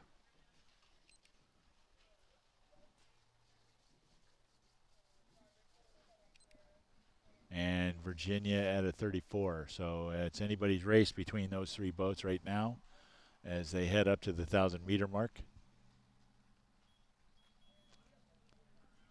Good racing here. Top two boats, again, go to the A final. Third and fourth place go to the B final. Fifth and sixth go to the C final. Tulane in lane 3, just barely nudging ahead with every stroke, but you can see the bows are changing leads.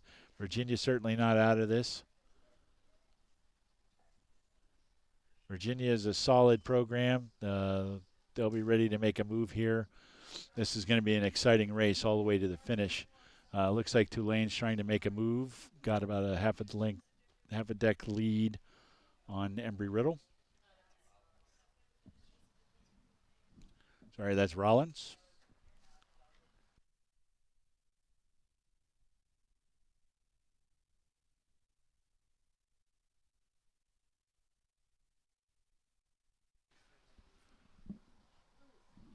All right, Rollins about a half a deck up on Embry-Riddle. Virginia moving back in lane 4. That's on the left-hand side of your screen. Nice tight race here. I apologize to all the Rollins fans for mistaking that boat for Tulane.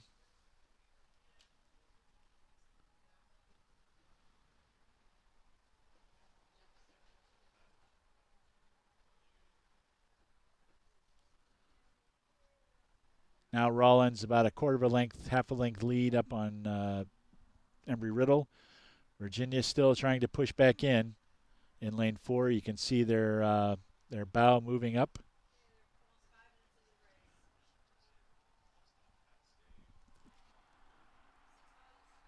They're heading up to the 1,500-meter mark.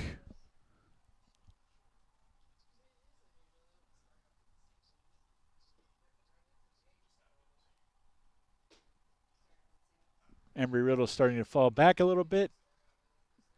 Rollins and Virginia still fighting it out. Rollins now opening up a little bit more distance on Virginia. But Virginia opening up more distance on Embry-Riddle. Might see a good sprint here from these three programs.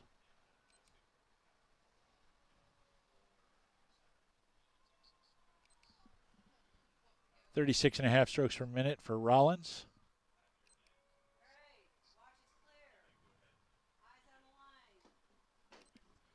35 strokes a minute for Virginia.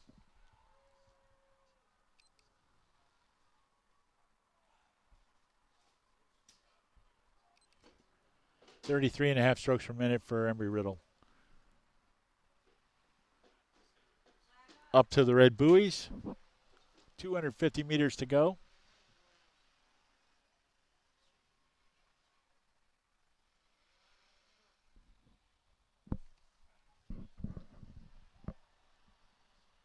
Rollins now opening up a little more distance. Looks like Embry-Riddle's trying to push back into Virginia. Virginia's got to hold on to this, but I think they've got it.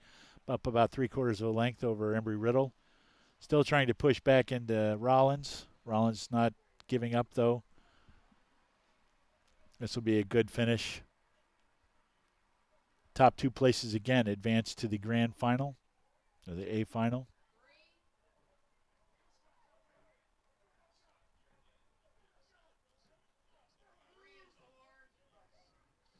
Nice solid finish there from Rollins. They've kicked their stroke rate up a little bit, sitting up high. And one length up on Virginia, taking second place. And Embry-Riddle in third.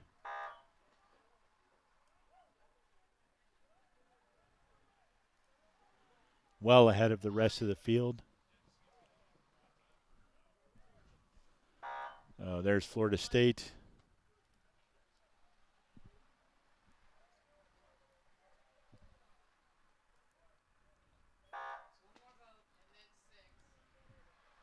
And I believe that was Florida crossing the line in fifth. And High Point then will be in sixth. So Rollins and Virginia will advance to the A final. Embry-Riddle and Florida State to the B final. Florida and High Point go to the C final. Rollins and Virginia will face off against Texas and Tulane. And the first and second place boats from the next race. Last race of the day, semifinal 3, the men's varsity 4 is on the water.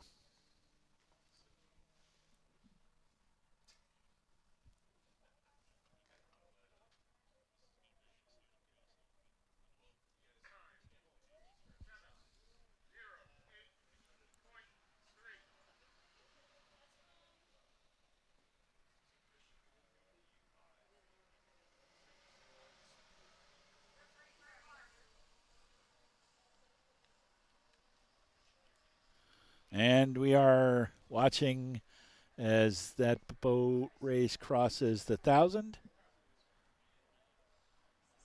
From right to left, you have Fordham in lane 1, Clemson in lane 2, Georgia in lane 3, Vanderbilt in lane 4, Purdue in lane 5, and North Georgia in lane 6.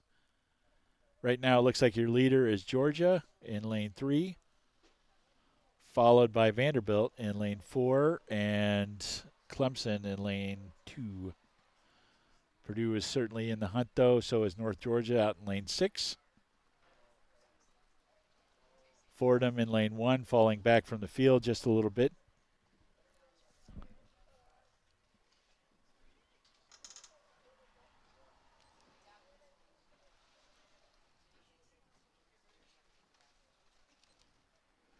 .33 strokes a minute for your leaders.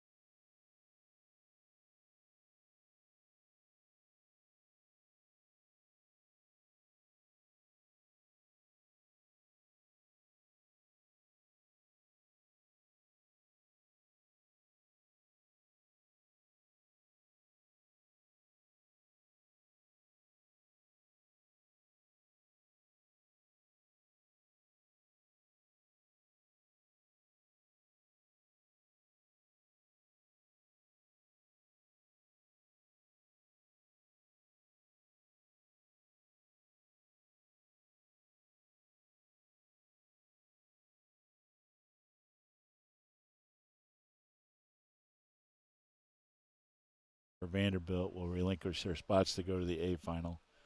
Purdue now, I think, is now in third place. They have pulled ahead of Clemson. North Georgia is still pushing on Purdue, though, pretty hard.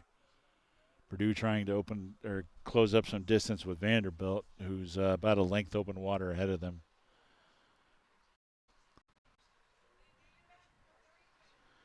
And Clemson is responding to Purdue's move. Looks like they're about, there you go, they're about a quarter of a length down, certainly a deck. This is the last race of the day.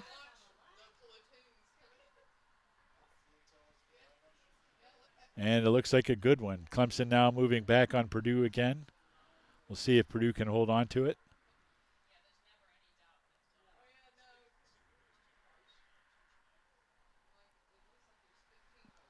Certainly, unless something really big happens, Georgia and Vanderbilt will be advancing to the A final. There's a picture of Purdue and Clemson duking it out here.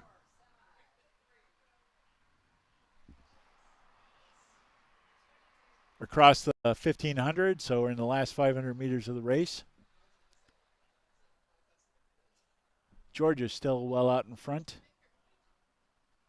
Just a tiny bit of open water over Vanderbilt in second. Hard to tell from the angle I'm at here whether Purdue still has a lock on third or not, but it looks like Purdue and Clemson will be, yep, Purdue does have it there. Purdue up about half a length, 3/4 of a length over Clemson. North Georgia is starting to fall back just a little bit. So it looks like it'll, unless something changes again, Purdue and Clemson will head to the B final. Fordham and North Georgia will head to the C final. But certainly lots can happen in the last 250 meters of the race. So nobody's completely out of this yet.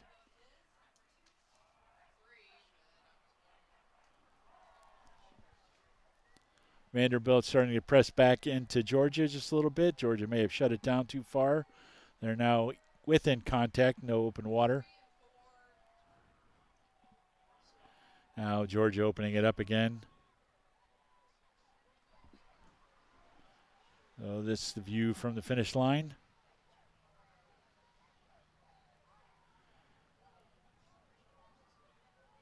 And directly across from the finish line, you'll see Georgia finishing about 3/4 of a length up on Vanderbilt.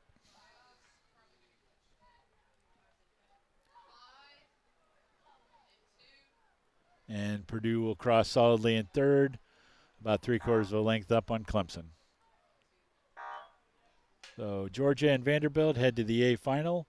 Purdue and Clemson head to the B final. And North Georgia and Fordham will head to the C final. That concludes our racing for the day, everyone. We will see you back here again in Oak Ridge, Tennessee on Melton Hill Lake tomorrow. Racing starts at 8 o'clock. So we look forward to having you there. Hope you've enjoyed the show. Thank you to Here Now Sports for everything they've done, and to the officials for making this race happen. We finished everything on time today, which is always outstanding. For now then, have a great night, and we'll be back with you in the morning.